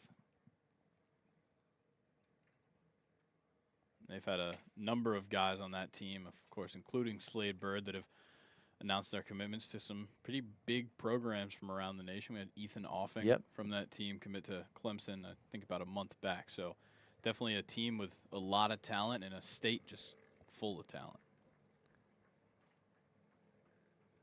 Yeah, it's hard not to get kind of caught up after we spend so much time with these guys at the feature games to get excited for them in their commitments, just because you know how tough the environment is and the expectations and all those coaches and them all coming together just for a chance to kind of show out and get their names out there. That's when it's going to skip away, and Bird will make his way down with a 1-out walk. I think Bird even thought was, maybe let's think for 2 there in case the catcher doesn't really hustle to the ball. We've got a pitchers meeting that we'll have with our head coach here for East Cobb Patriots. But yeah, I think with future games, in the recruiting environment, it's just getting tougher and tougher every single year. And obviously we had the big rule changes that allowed, a lot more 2026s to be uncommitted come future games. So I think with that, it's just, it's kind of a new process as we continue to go year by year. Well, we just saw the exit of William King as he hands the ball off. Did not anticipate he was already going to be exiting this game, but he does after 2 1/3 innings. Allowed 2 hits, 3 strikeouts, 3 walks.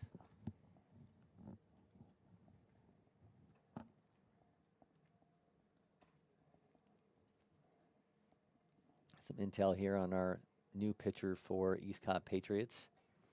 Looks like Tyler Charles, number 14. So Tyler Charles from Lambert High School. Brother of Chase Charles, 6 foot, 175 pound, 2027. Got him with a fastball around 75, curveball 58 to 60. Sitting right around that seemingly on these warm-up pitches. Seen him at 73 so far. This is his 4th prep baseball event. A quick leg kick.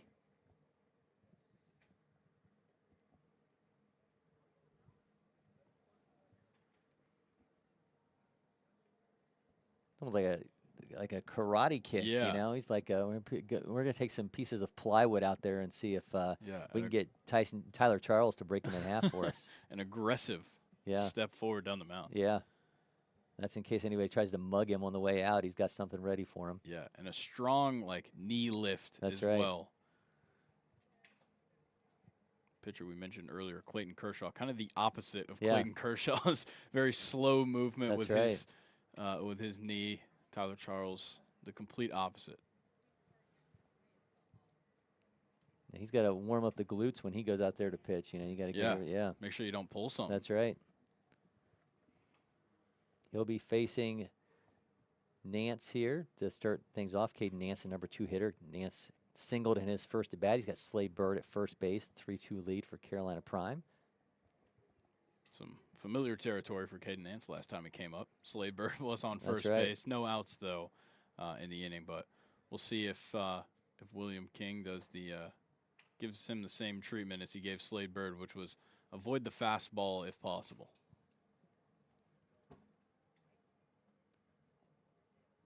1-0 is the count for Tyler Charles in his first pitches of this outing taken over for William King. Runners taken off as Bird's going to be in for the steal. Throw was a little late and got away from the shortstop. Now we get to see some more antics potentially from Slade Bird here That's at right. second base. Trying to throw William King off his game, especially with a 2-0 count. Try and get him to issue a walk to your. Yeah, he did that to William King. We'll see what he can do to Tyler Charles. See Bird dancing around. Charles steps off. 2-0 is the count to Nance at the plate.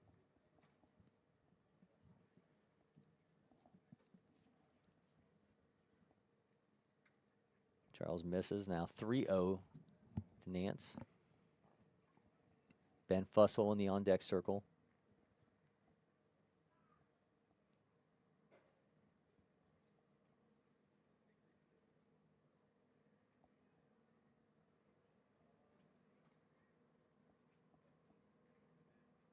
Getting a big lead right now from Slade Bird. Yeah, at second he is base. getting antsy.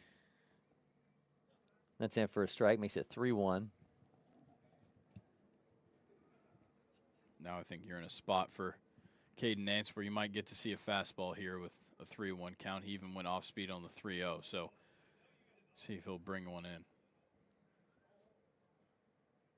He goes secondary, swings through that to run the count full. He was definitely looking for the fastball, and then you get the late drop on the curveball, Yeah. and all of a sudden you got a emergency swing. Well, he dropped on the emergency brakes and the count's full.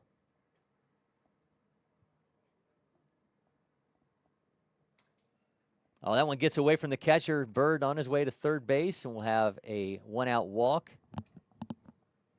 Yeah, a full at-bat of off-speed pitches right there from Tyler Charles. Obviously got some intel from William King about how this went the first time around. Now we got Ben Fussell coming on with 1 out and 2 on. Fussell, again, Coffee County, Mercer commit.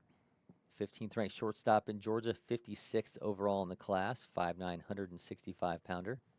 I think we can expect that Caden Nance is going to try and get the double play out of play as soon as possible. Yeah, expectation is Nance takes off by the second pitch of this AB. There he goes on the first pitch. The throw is going to be cut off by the second baseman. A little bit of a delay to get over there, too. Could have been trouble. You see a lot more teams trying to run those kind of almost designed Yeah. plays where they're going to cut it off and throw home if that runner at third that runner at third commits to home plate. Sends that back foul. Slade Bird at third, Caden Nance at second. Ben Fussell at the plate, 1 down.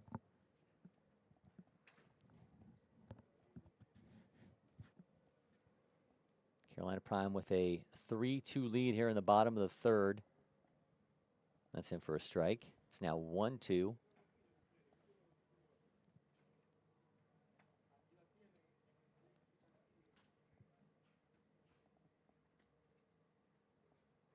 These Cobb Patriots looking to take away any chance for a sacrifice RBI if they can get through this at bat. Sends that back foul.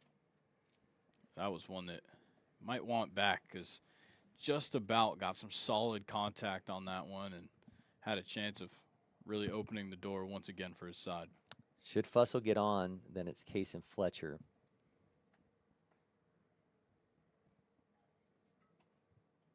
Sends that one back foul. Got about 30 minutes of game time left. Yeah, good work right now by Tyler Charles, just making him swing at just about every offering he's got. Does have a couple pitches to give, so let's see what he goes to. Goes right down the middle, and that one's sent back foul.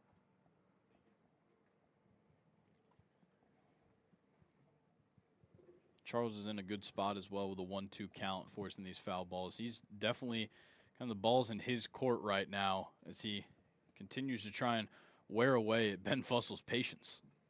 Fussell holds.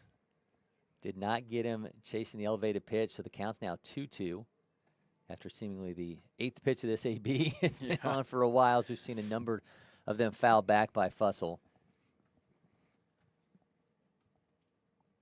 2-2 off that quick kick, and he holds. The count's now going to be full.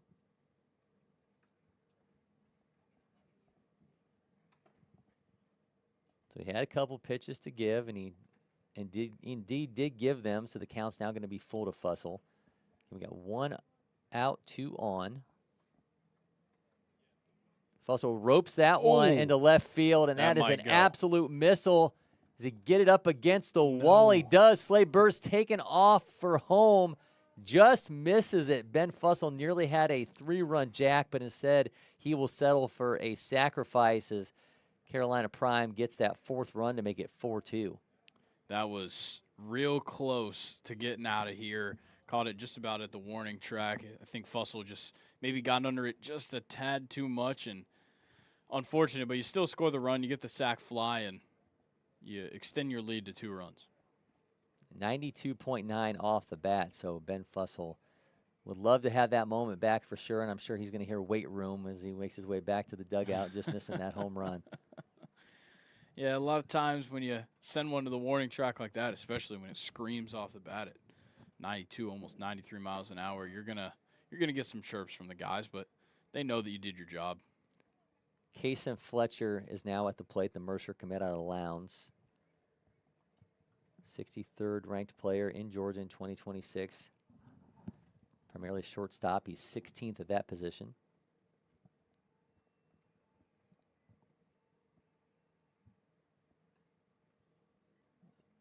That misses inside to run it to 1-1. Caden Nance definitely doing a little bit of the antics that we saw from Slade Bird earlier in the game. It looks like he's holding his batting gloves in his hand, which I think is a interesting move. He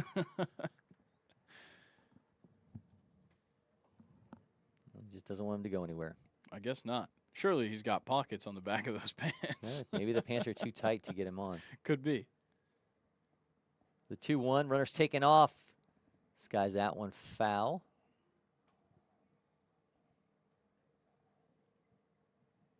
Luckily this time around there's not 1 out, but that one left play. So Caden Nance makes his way back to second base. 2-2 is the count here to Grayson Fletcher. Miles Barbary awaits if the inning continues. There's 1 on, 2 out. Taken off for third. Easily takes that bags. There's no attempt at a throw over. Yeah, great jump right there by Caden Nance. And I think everybody's a little bit more focused on what's happening at the plate right now that we've got a full count here with 2 outs.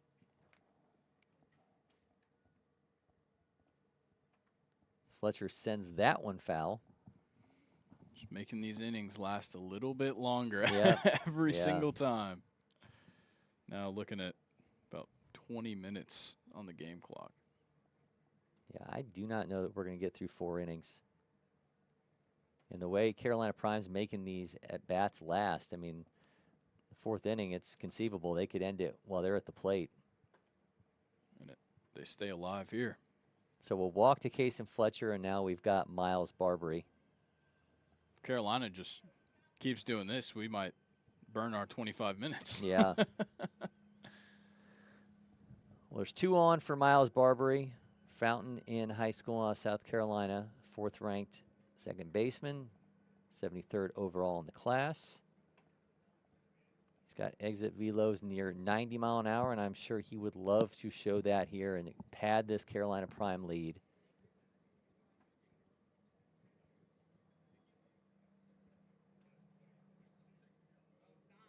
Runners at the corners.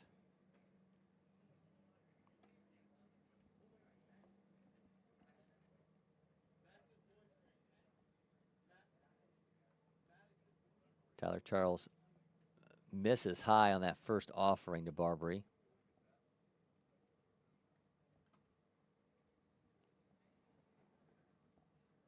Two runs for Carolina Prime in the first inning, and then they have added 1 in the second and 1 in the third for their 4. Meanwhile, we saw 2 runs from East Cobb Patriots in their last AB. Just 1 hit, though, for East Cobb Patriots. We've seen 2, meanwhile, out of Carolina Prime, and they came from Slade Bird and Caden Nance in the first inning.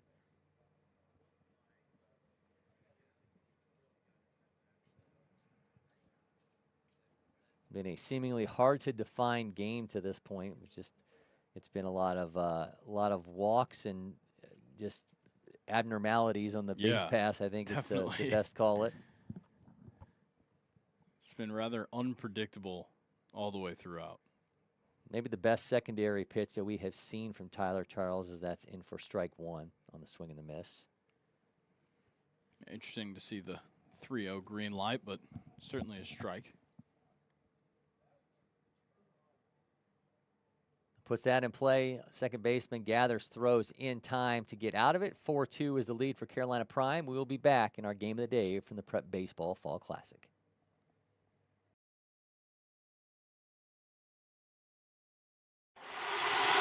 Next.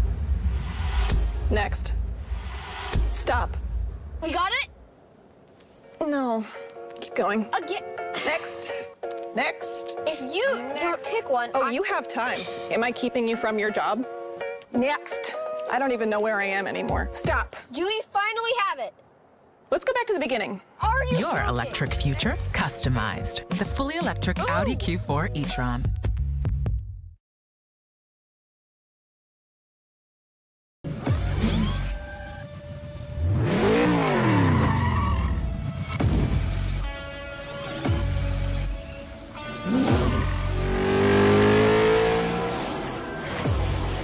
Making every second count. That is how I live. And this is how I hydrate. Body Armor Sport Water. Water for the athlete and all of us. This is ready to go online. Any questions? Yeah, I got one. How about the best network imaginable? Let's invent that. That's what we do here. Quick survey. Who wants their internet to work pretty much everywhere? And it needs to run smooth, like super smooth. Hey, should you be drinking that? It's decaf. Because we're busy women. We don't have time for lag or buffering. Who doesn't want internet that helps AI do your homework even faster? Come again? Sorry, what was that? Introducing the next generation 10G network, only from Xfinity. The future starts now. 4-2 is the lead for Carolina Prime over East Cobb Patriots in our game of the day from the Prep Baseball Fall Classic. Cory, McCartney, Grayson, Rosen with you. We're going to have Harrison Fifthall, Chase Charles, and Gavin Barr at the plate here for East Cobb Patriots as they try to answer Carolina Prime, who added one more run in the bottom of the third to extend their lead back to 2. Just one hit for East Cobb Patriots so far. They can get something going here, starting off with Fifthall from Westminster High School. We haven't gotten full clarification on the pitcher on the mound at the moment. Do we have a name yet? I know we didn't have one when we first came in. No, we have still not had any updates on the scoreboard. They have Nelson listed as the pitcher, but there is no Nelson on the roster for Carolina Prime. It's be a miss at 79 to start things off to Fifthall.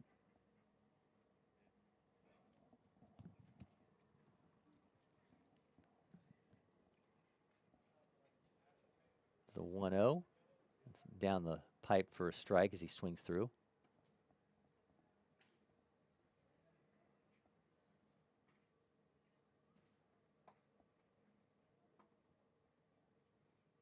The 1-1 swings through that, 78-4. Definitely just throwing some competitive pitches right here and making the East Cobb Patriots work with it. Working at a brisk pace, too. That's going to run it to 2-2. Something we can appreciate here in the booth.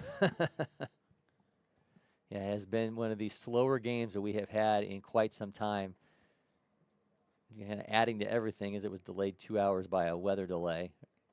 As fog was across our fields here early morning, stretched into the 10 o'clock hour. Yeah, kind of funny to think that we seemingly should have been done with this game almost 2 hours ago. Yeah, that's at least what we thought was going to be the case. Oh, check. Did that hit him? It hit his bat as he kind of pulled away from the pitch inside.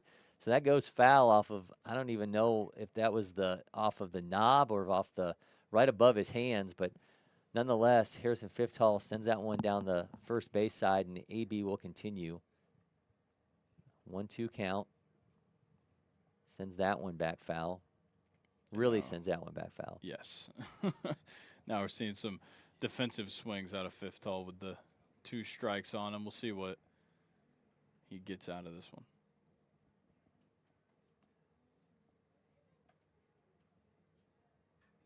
1-2 puts that into play. Gathered by second baseman, throw over to first in time for the out. Good work right there in the infield, just making plays. I think that's something that Carolina Prime has done a pretty good job of throughout this game. Has just been able to, when the ball does come to him, play some pretty solid defense in the infield. Now got Chase Charles.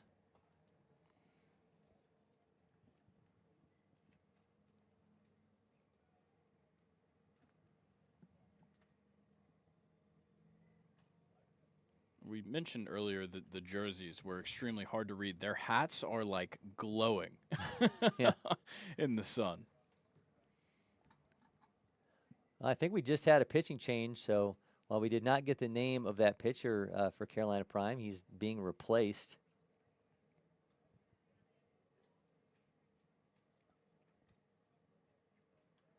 Be interested to know the impetus behind that pitching change, because it did not seem as though we had any issues.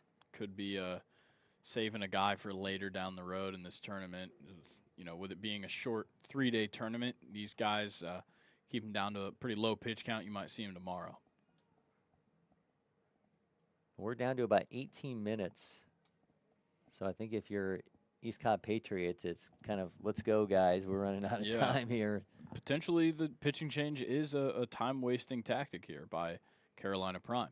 You're going to be able to essentially burn 5 minutes off the clock right here with this pitching change, and we still haven't had our pitcher even come out to the field yet. So you're going to burn some time off right here, and we've only got 18 minutes on the clock.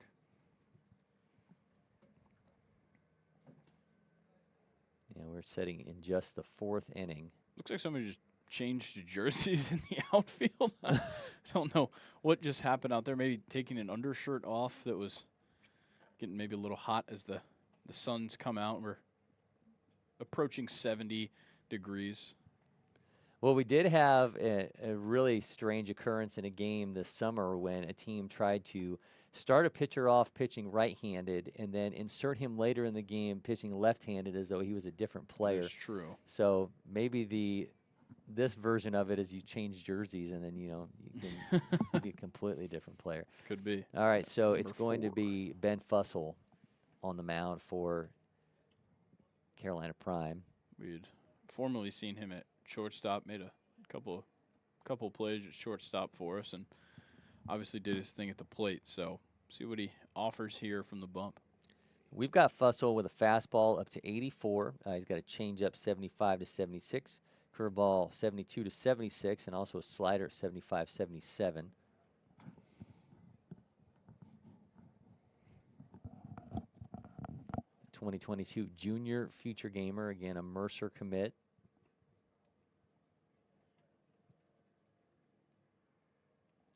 '19th prep baseball event for Ben Fussell.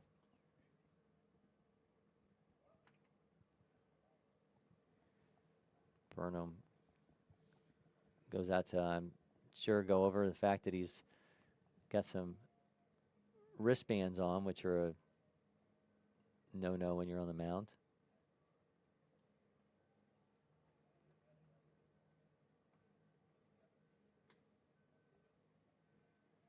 I'm not sure what that band is on his left arm.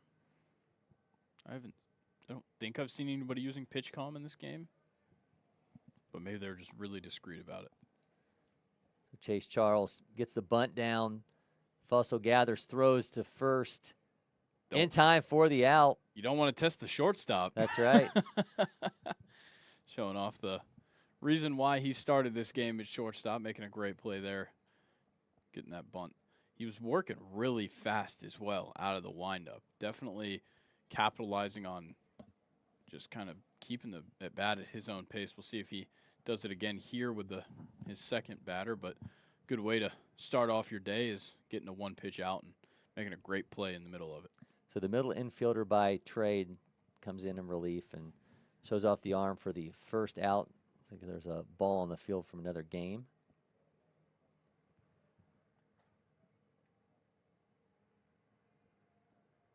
So we've got one down for Gavin Barr. There's another ball that comes across in front of our pitcher. Get that one turned in. Our umpire's pockets might get full. That's right. Well, the one good thing about here at LakePoint Sports is you don't have somebody coming over from another game saying, well, that's our ball. It's true, unless it's Avery. Avery might come over and ask for his ball back. Avery Hunt may indeed do that. He is the protector of the baseballs here. Close one right there.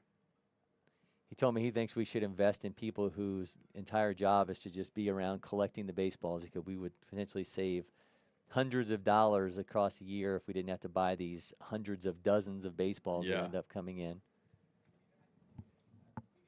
Some absurd numbers that Avery has thrown out there of baseballs coming into the facility. I believe he said 600 dozen baseballs that they had come in at the beginning of the season. And we see a walk to Gavin Barr. Now here's Nathan Taxi with one on and two down. Yeah, and for those out there that aren't buying baseballs by the dozen or haven't before, they're not cheap. Especially when we're talking top-of-the-line game-use baseballs. It's and custom balls with the Prep Baseball logo on them. I'm sure Mizuno gives them a nice little discount, but they are still expensive. Yeah.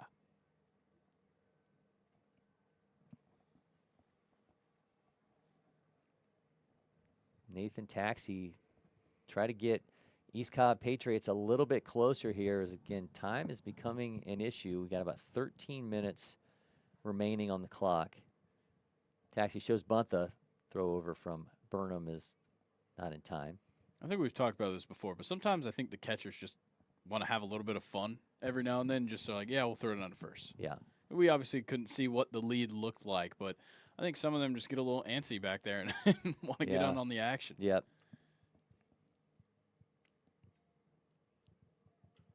Fussell drops in the curveball, but that's going to miss to make it 2-1.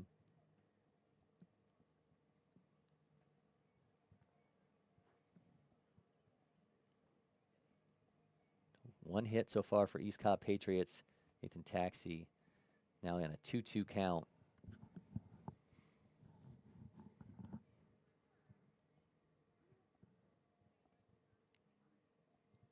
Time to see if Ben Fussell can turn it up right here. There it is. In fact, does. Nathan Taxi goes down on strikes. East Cobb Patriots are going to strand one, and not quite sure why the base runner is laying on his back. Gavin Barr at second base, but Carolina Prime has a 4-2 lead as we move along to the bottom of the fourth inning. We'll be back from LakePoint Sports.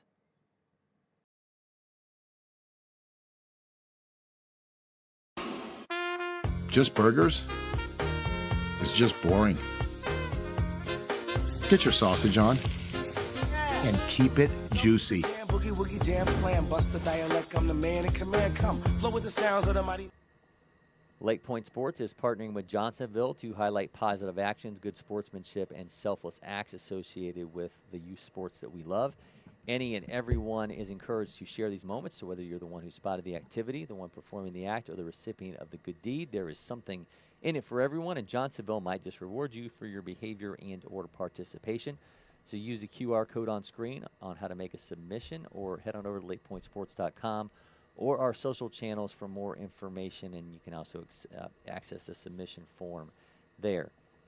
And in a moment that exemplifies bringing the positive to the internet, here's CYO Braves Jeremiah McGeechee in a play so good the umpire had to give his appreciation.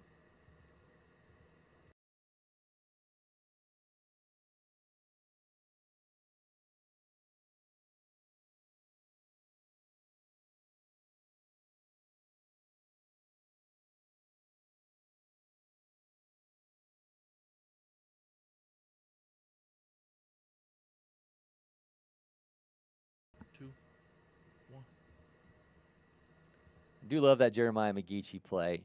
Just a fantastic and athletic play there, without question, at shortstop out of him. Got Tyson Brazington at the plate now for Carolina Prime. He puts that one in play. Third baseman on the run, gathers, throws.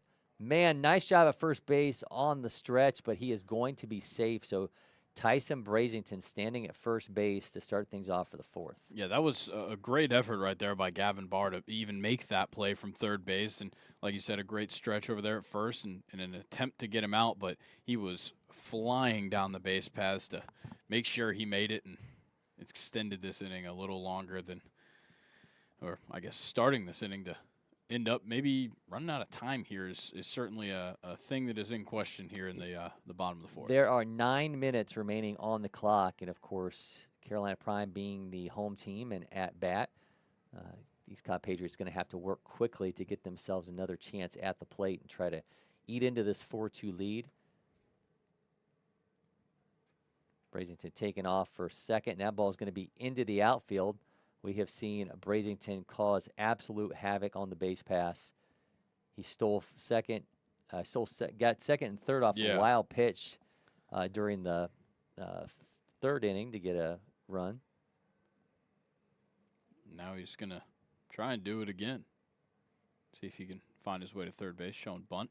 Yeah, gets the bunt down. Yeah, Brazington taking off for third. The throw over to first is not in time. So, wow. Yeah. Great job there. Landon Fowler. Yeah, Landon Fowler, the Clemson commit, lays down the bunt and finds himself at first base. We saw his future head coach here earlier this week. Yeah, Eric Bakich, part of the National Youth Sports Summit that we had here at LakePoint Sports on Tuesday. He's part of a great panel along with C.J. Sampson from Lead.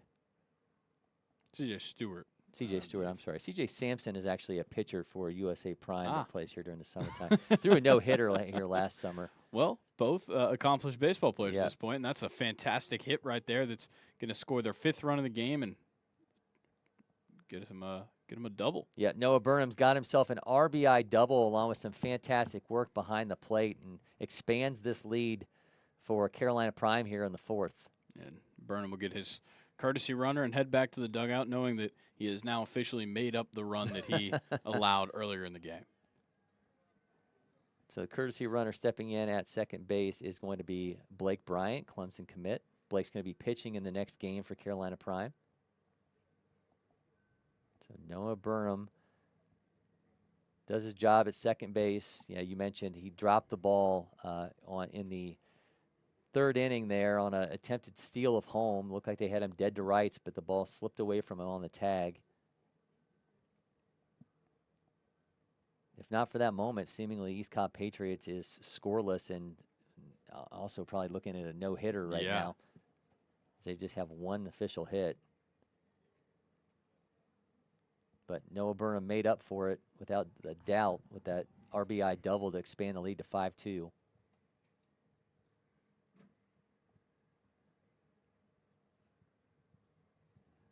With no outs now, a 3-1 count, runners on second and third. You can only imagine Carolina Prime is probably going to ride out these last 6 minutes here. There's ball 4. It's going to bring up Henry Wood from the bottom of the order to keep things going here for Carolina Prime as they roll through this bottom of the 4th inning.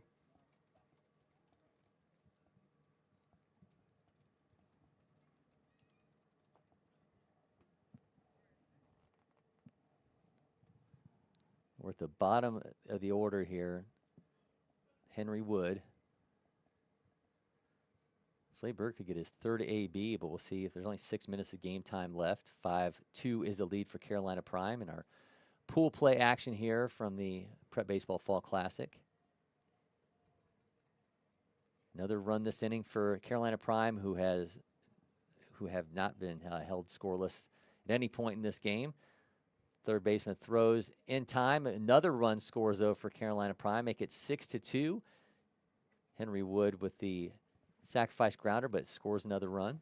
And now just with one out, you bring up the top of the lineup. And, yes, we know the clock is in play, but Slade Bird is not looking to end his day just yet. He's been having a great day so far, 1 for 1 with a hit and a walk and scored twice. So looking to continue his great day at the plate.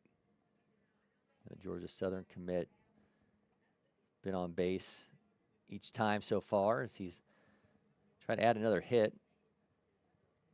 5 on the day for Carolina Prime. They've out-hit East Cobb Patriots 5-1. Bird puts that in play, and he's got himself an RBI single. 1-run scores. Here comes the throw. Not going to be in time as a 2nd run scores, and Slade Bird's got himself 2 more runs driven in.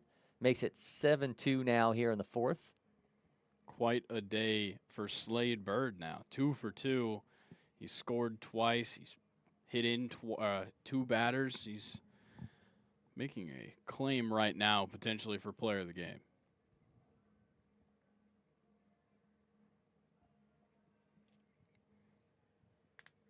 Caden Nance, who has also reached base safely in both of his at-bats, is going to try and continue to run things up here for Carolina Prime up against the clock. Puts that in play. Third baseman, who's been awfully busy with another throw on the run, gets away from the first baseman. So we'll see Caden Nance now at first. That's just extremely difficult play to make for Gavin Barr there at third. And he's had to do it multiple times. Yeah, he has been busy in this inning. Just a casualty of war. I was shortchanging Carolina Prime. 8-2 was the lead. They've added 4 runs here in the 4th. 2 off the bat of Slade Bird. Oh, man, sends that foul. Look like Definitely he got a hold on that one. Sure did. Ben Fussell at the plate, who has come on in relief. Do not think he's going to find himself back on the mound. Down to about 3 minutes remaining, 1 out. Both runners taken off. Throw gets away from the catcher, so they will easily make their way to their new destinations. It must be a slick spot over there at second base, because that's the 2nd time in the last few minutes that we've seen someone kind of bite it over there at second base. And I think part of it was Slade Bird was very close to rounding third base and heading home. So I think Caden Nance was thinking the same thing. You got to back up my guy and get to second base. But I think maybe just a bit of a slick spot there between second and third. Yeah, we saw Gavin Barr fall down at the end of the 4th inning, the end of the top of the 4th. And now Caden Nance do the same. But Ben Fussell at the plate. He's got a 2-1 count, 2-on. Fussell, I think that hit off of his foot. It's the worst feeling, potentially. I've done it a number of times in my life, fouled a ball off my foot, and it's one of the worst things. You can't avoid it.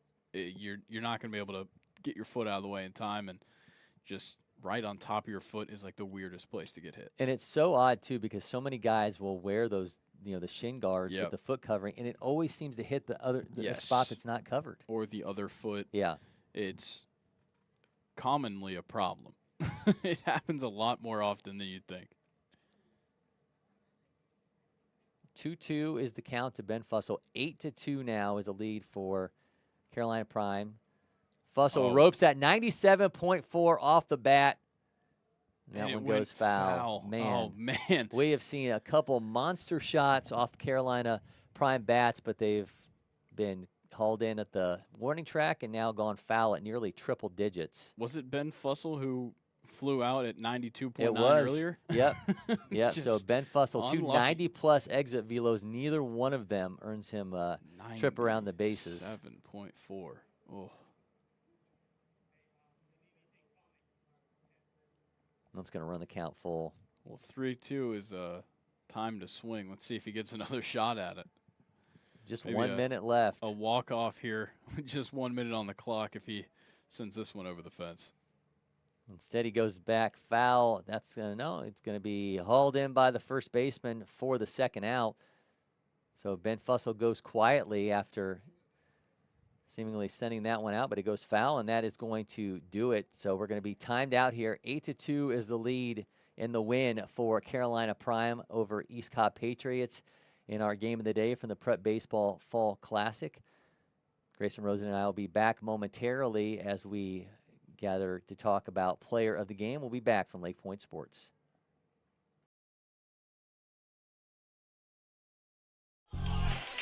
So, yeah, Outrage is trending, our feet stirring us up, splitting us up.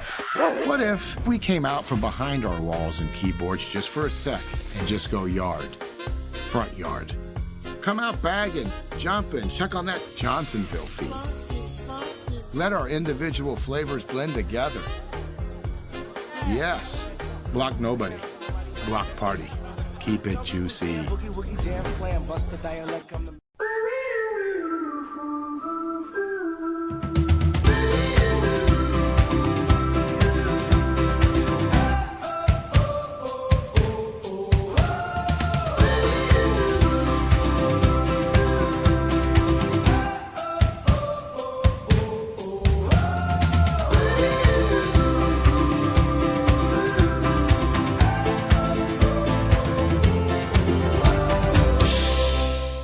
First one I picked up, I just liked it the best.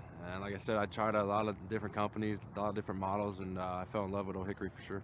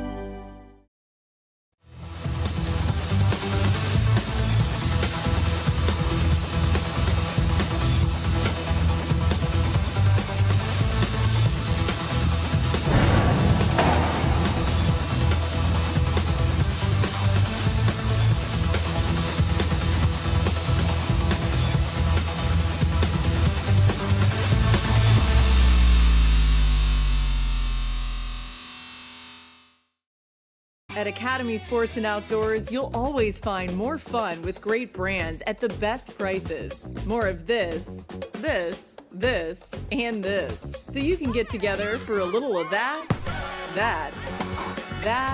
and a lot more of that.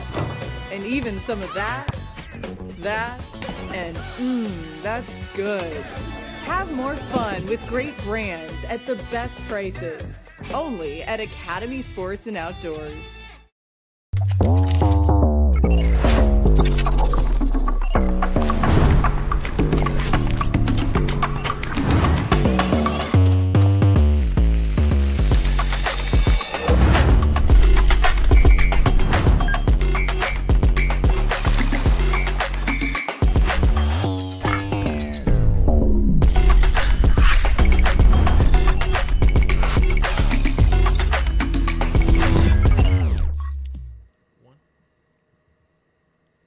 Welcome back to LakePoint Sports. Cory, McCartney, Grayson, Rosen with you. 8-2 is the win for Carolina Prime over East Cobb Patriots in what was our game of the day from the Prep Baseball Fall Classic.